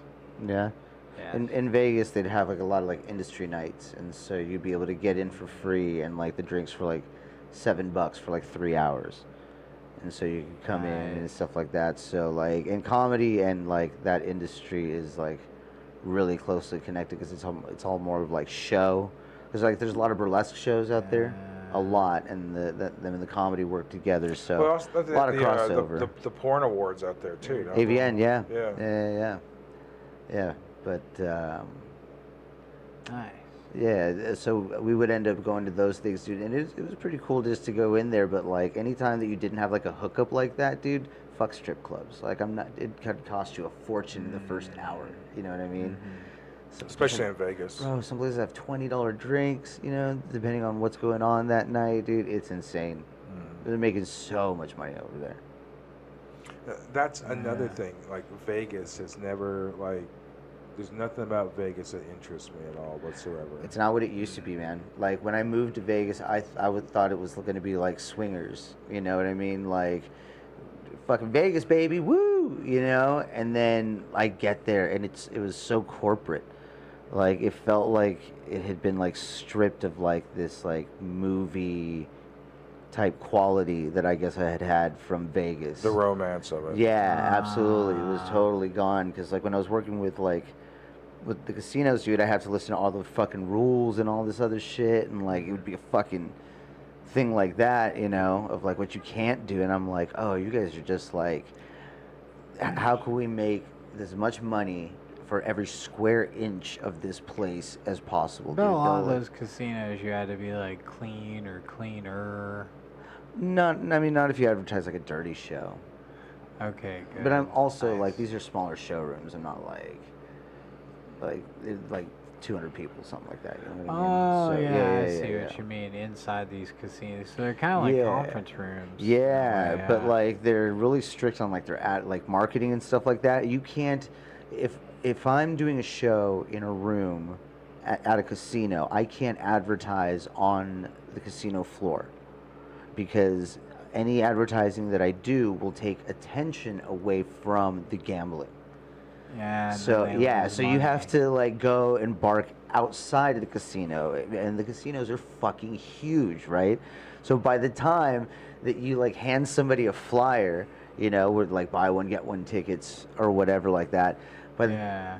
the time they took it to go through the casino, they're like, what? Why the fuck am I still holding this? And they toss it, dude. So it was like really tough to do marketing and stuff like that. Dang, man. Yeah. Doing things by flyer suck anyway. I mean, just ask any band. Vegas it works really well in Vegas though, because Oh, yeah. people are like there, and so if you can have something like some sort of like quick pitch that'll like get them at least to hold on to that till they get to their room, then you're all right. But yeah, Vegas is all show, you know. Hey guys, funniest show ever. I think now it's kind of like the place where people's careers go to die, especially when it comes to comedians. I totally when, agree. When you start to think of like who's actually it's like old glam bands and old comedians, and they pretty much, they've got their shtick, and then they're playing Vegas, and that's just what they do now. It's like that the people come to me. Mm-hmm. What they do. Like Carrot Top. I think like cats like that, I'm surprised Cat Williams doesn't have a residency in Vegas. Give it time. Yeah, he probably will at some point. It would fucking sell out. When he's tired of like touring. Immediately. He is a hard worker, dude. Like, I like Cat Williams. He's never been in any like drama that I can think of. Except for recently. What do you mean? Oh, like the interview he had? That interview he had, That's not drama. That's just saying some shit. Yeah, you know what I mean? I mean, talking shit. He called out a lot of people. He did call out a lot of people. But there's never been a time where I've been like, oh, Cat Williams, you were wrong for that. No. You know what I mean? I think that pretty much, like, there was so many videos that came out afterward where they were, like, finding the evidence of what he was talking about. Like, I didn't feel that way about Chris Brown. Right. I was like, no, we got a reason to be mad at this guy. But True. Is that the one that beat up Rihanna? Yeah. How can you beat up something so beautiful as that? It's just like, how can you look at that and then, like, strike it? Like, I look at her, I just want to fuck it. I want to get her pregnant. She has been before. All right, we'll get her pregnant again. It's all right. No, she did a Super Bowl halftime show pregnant, like, I don't know, 4 or 5 months pregnant, maybe a couple more than that. I don't know, but she looked fantastic. Jesus, I know she's so hot. Yeah, exactly. Like Demi Moore's the same thing. She's rich. She can get something custom made to make her body look any way they want. Right. Yeah, you're not gonna get LaQuita from the Waffle House to pose like that, and you're gonna feel the same way about it. They're like, make me look sexy when I waddle, you know? Exactly. And they'll fucking figure out the cut and everything for the aerodynamics. They'll be like, damn, that girl was on fire. She's like, that's a good point. Still, Rihanna's hot as fuck. That's all I was trying to say. It was a great performance. It was really good. Dude, I saw Nicole Kidman in something here recently, and they had her stripped down to her bra and underwear. I'm like, God damn. I don't know how old Nicole Kidman is now, but I know she's older than I am, and she is, like, amazing, man. It's a fucking goddess. Hell yeah. A lot of soft lighting.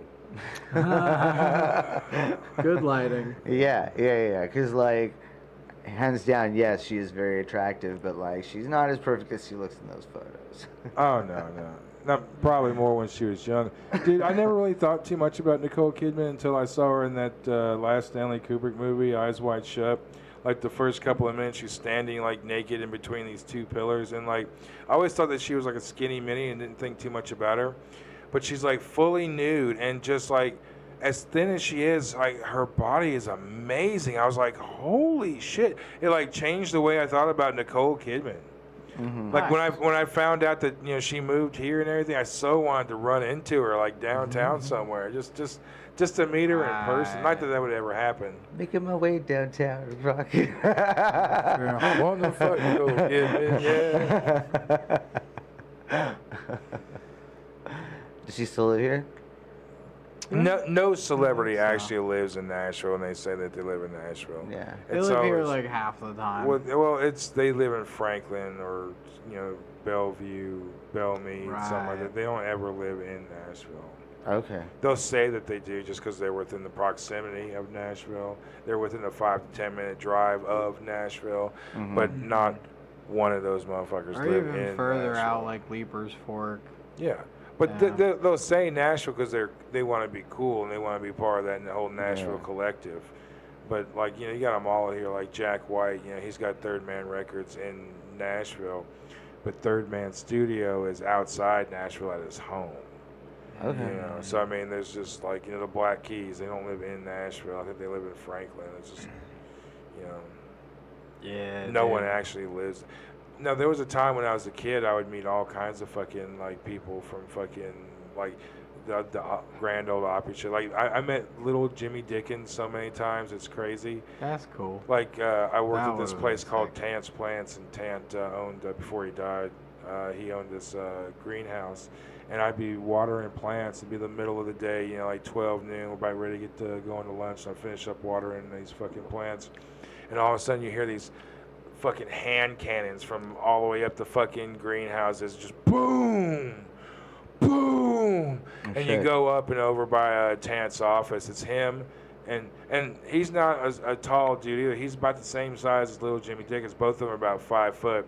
And little Jimmy Dickens is dressed like Boss Hogg from Dukes of Hazzard. Yeah, and they're dude. both fucking shooting. White suit. Yeah, they're both shooting fucking 357 Magnums at targets. Hell yeah. In their fucking this greenhouse, and you're walking. There's all these fucking casings, and there's all this fucking beer cans, and they're getting fucking smashed at fucking 12 noon, shooting 357 Yeah, drinking Magnums. and shooting guns is Dude, different. it's insane. It was just like. And then when you meet them and everything, they're these jolly little dwarves and shit, man. That's why they need such a big gun. Like, get away from me, man. Dude, I'm telling you, it was so crazy just to experience that. But I met Ralph Emery a couple of times at the Opryland theme park. Working at Kmart, I ran into so many celebrities like Trace Adkins and just all kinds of fucking people. Jim Ed Brown. I didn't even know who he fucking was. I was sitting there talking to him. And then some old dude who was older than Jim Ed Brown, who was old as fuck, was like, "Are you Jim Ed Brown?" Started having a conversation. I didn't even know who the dude. I didn't know he was famous just talking to him. And then 5 minutes after dudes come up and started talking, I realized how like famous this dude actually was and shit. And like when I got home, Googled him and shit, and I was like, "Oh fuck!" Like this dude was actually somebody at one point. Like you don't know who the fuck that you at one point now, not anymore, but at one point, man, there was so many celebrities in Nashville. Yeah. What about you? Any quite a celebrity few. run-ins? No. I mean, like, I've seen them, like, at Preds games and stuff, but I've never, like, run into them, like, face-to-face and, like, talk to them, you know? Goober from Mayberry from the Andy Griffin show. Yeah. I ran into Goober a couple of times, got his autograph. I was a waiter at Olive Garden, and I had Carmen Electra sit at my table. Yeah. Like, I had no idea who she was at first. Yeah. So the host and me were real cool. He's like, "Bro, this girl I fucking sat at you." And not because she was like, I mean, she's hot, but like, she was all like made up and sucked up and like right. And he's like, "Dude, I sat you this fucking girl. Like, you gonna thank me?" And I was like, "All right, cool." I was a fucking thirsty 18-year-old. I was like, "Yeah, all right, cool."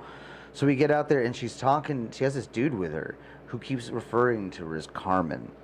Like, he's talking about her like she's not there. Like, let's see what Carmen wants. And Carmen. He's really pushing the Carmen thing. And I'm like, all right, let's see. So this was before, like, we could just Google. So I was like, dude, is this Carmen Electra? And I grabbed all the dudes in the fucking Olive Garden. We're like, that's fucking Carmen Electra, right? And she is such a shitty tipper. At an Olive Garden? Really? Dude, yeah. Oh, shit, yeah. dude. Like, I think, because what happened was, like I've never been, like too starstruck. Like, there's a couple of people I've been starstruck by, but not, like, normally, right? And so I was just like, well, I'm going to be a good waiter, right? But I wasn't like, oh, my God, you're Carmen Electra. Oh, my God. And I think that's why she was, like, shitty with the tip. Oh, because you weren't gushing over. Yeah, because this guy is like, Carmen. Like, she's probably thinking, I'm going to go to this Olive Garden and make somebody's day. And I'm like, hey, that's Carmen Electra. And you That's gave pretty no cool. shits, right. Well, yeah, I thought it was cool, but I wasn't just like, you know. Right. Yeah. You got to give celebrities their due, I guess. Well, Yeah. so I kind of feel the same way. It's like, when I would wind up meeting, especially when they seem kind of pompous, like Trace Adkins.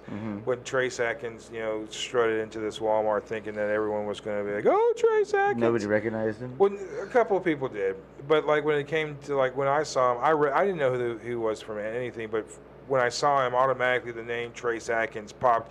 He's 8 foot fucking tall. I mean, there's not many people that look like him, right? So Did you give him fucking crowd invisibility tips? Well, no, but it's like shave your beard, bro. I acted so like no fucks given when it came to him. I mean, it was like I wasn't going to give him anything that I knew that he was there for. Like I knew he was there for attention, and when I saw him, I was not going to be that dude. Like I was just like I gave no fucks. It's like I'm not into you or your celebrity, and I'm definitely not going to fucking pander that. I'm definitely not going to make your motherfucking day. I know who the fuck you are.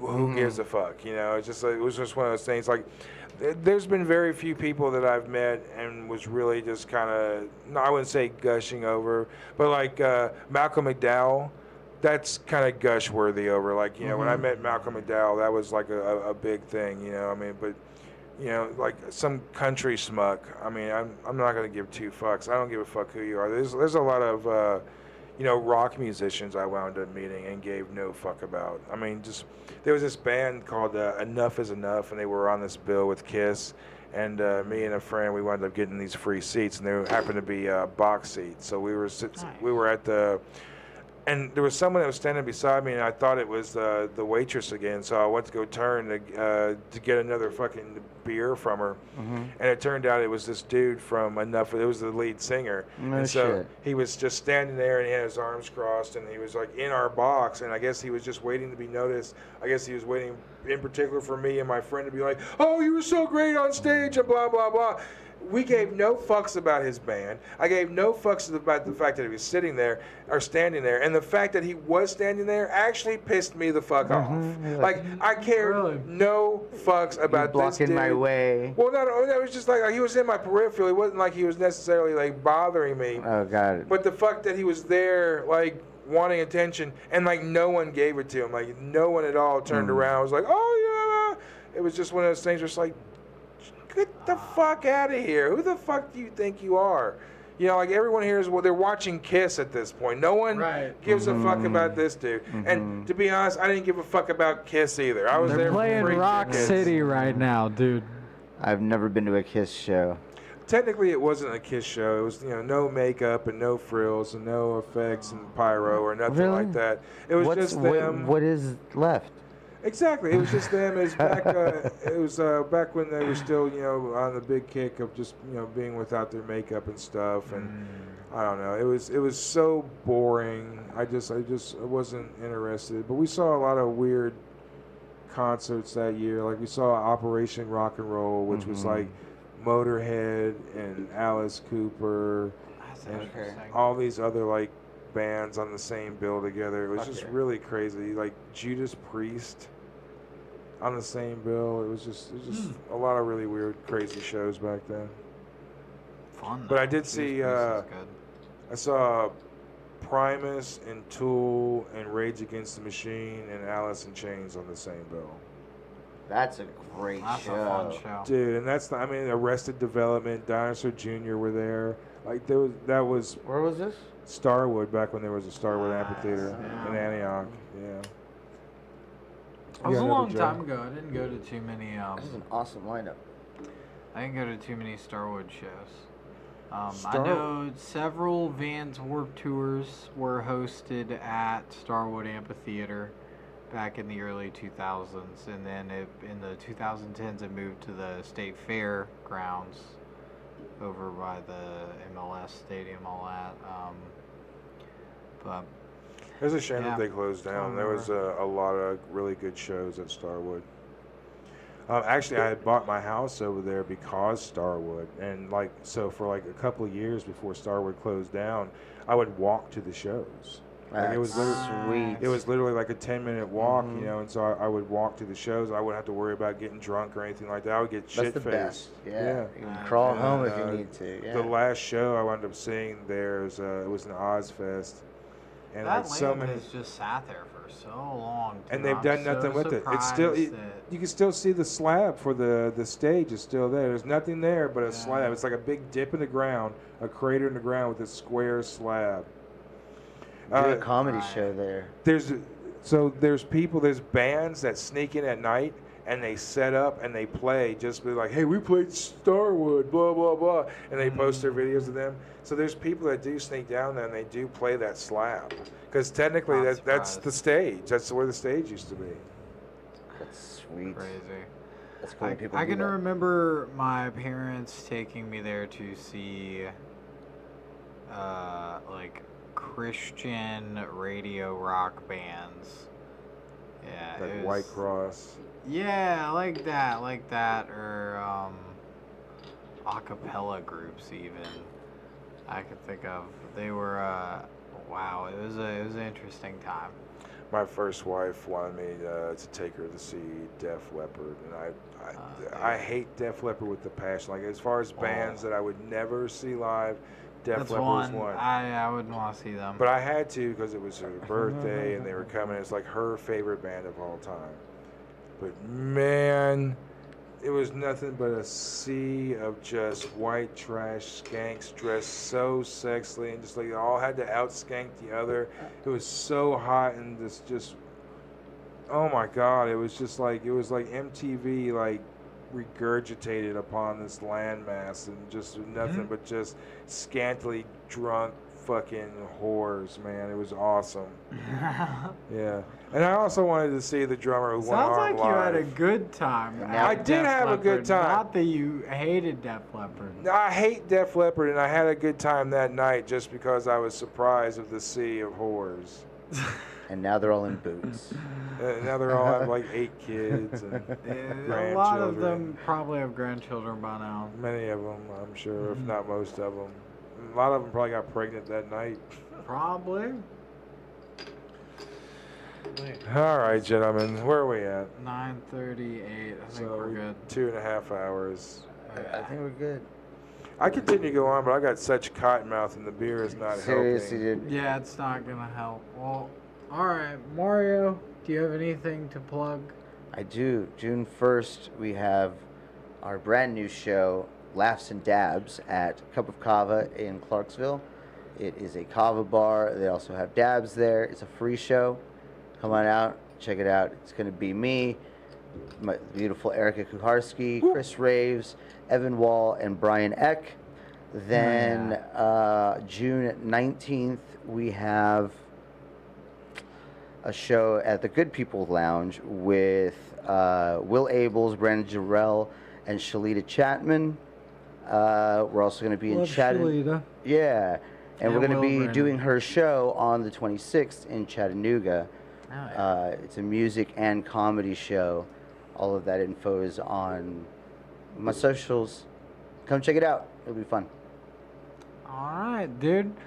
Well, we will be back Saturday night at 7 for our regular show. Who's the band that we have booked for that? Hi-Fi Cowboys. Hi-Fi Cowboys. And a shitload of comedians. And we have like 8 or 10, 9 comics, something like that coming. Mr. Matthew Blevins is going to be hosting again. Yes, and I'll be here. He did such a fine job. And Sloan will be back this Saturday, too. In this seat. I'll be back in my seat. Make sure that Sloan has his fucking seat. Yes. For fuck's sake. Anyway, from us to you, fuck you all, good night. Fuck you all, good night.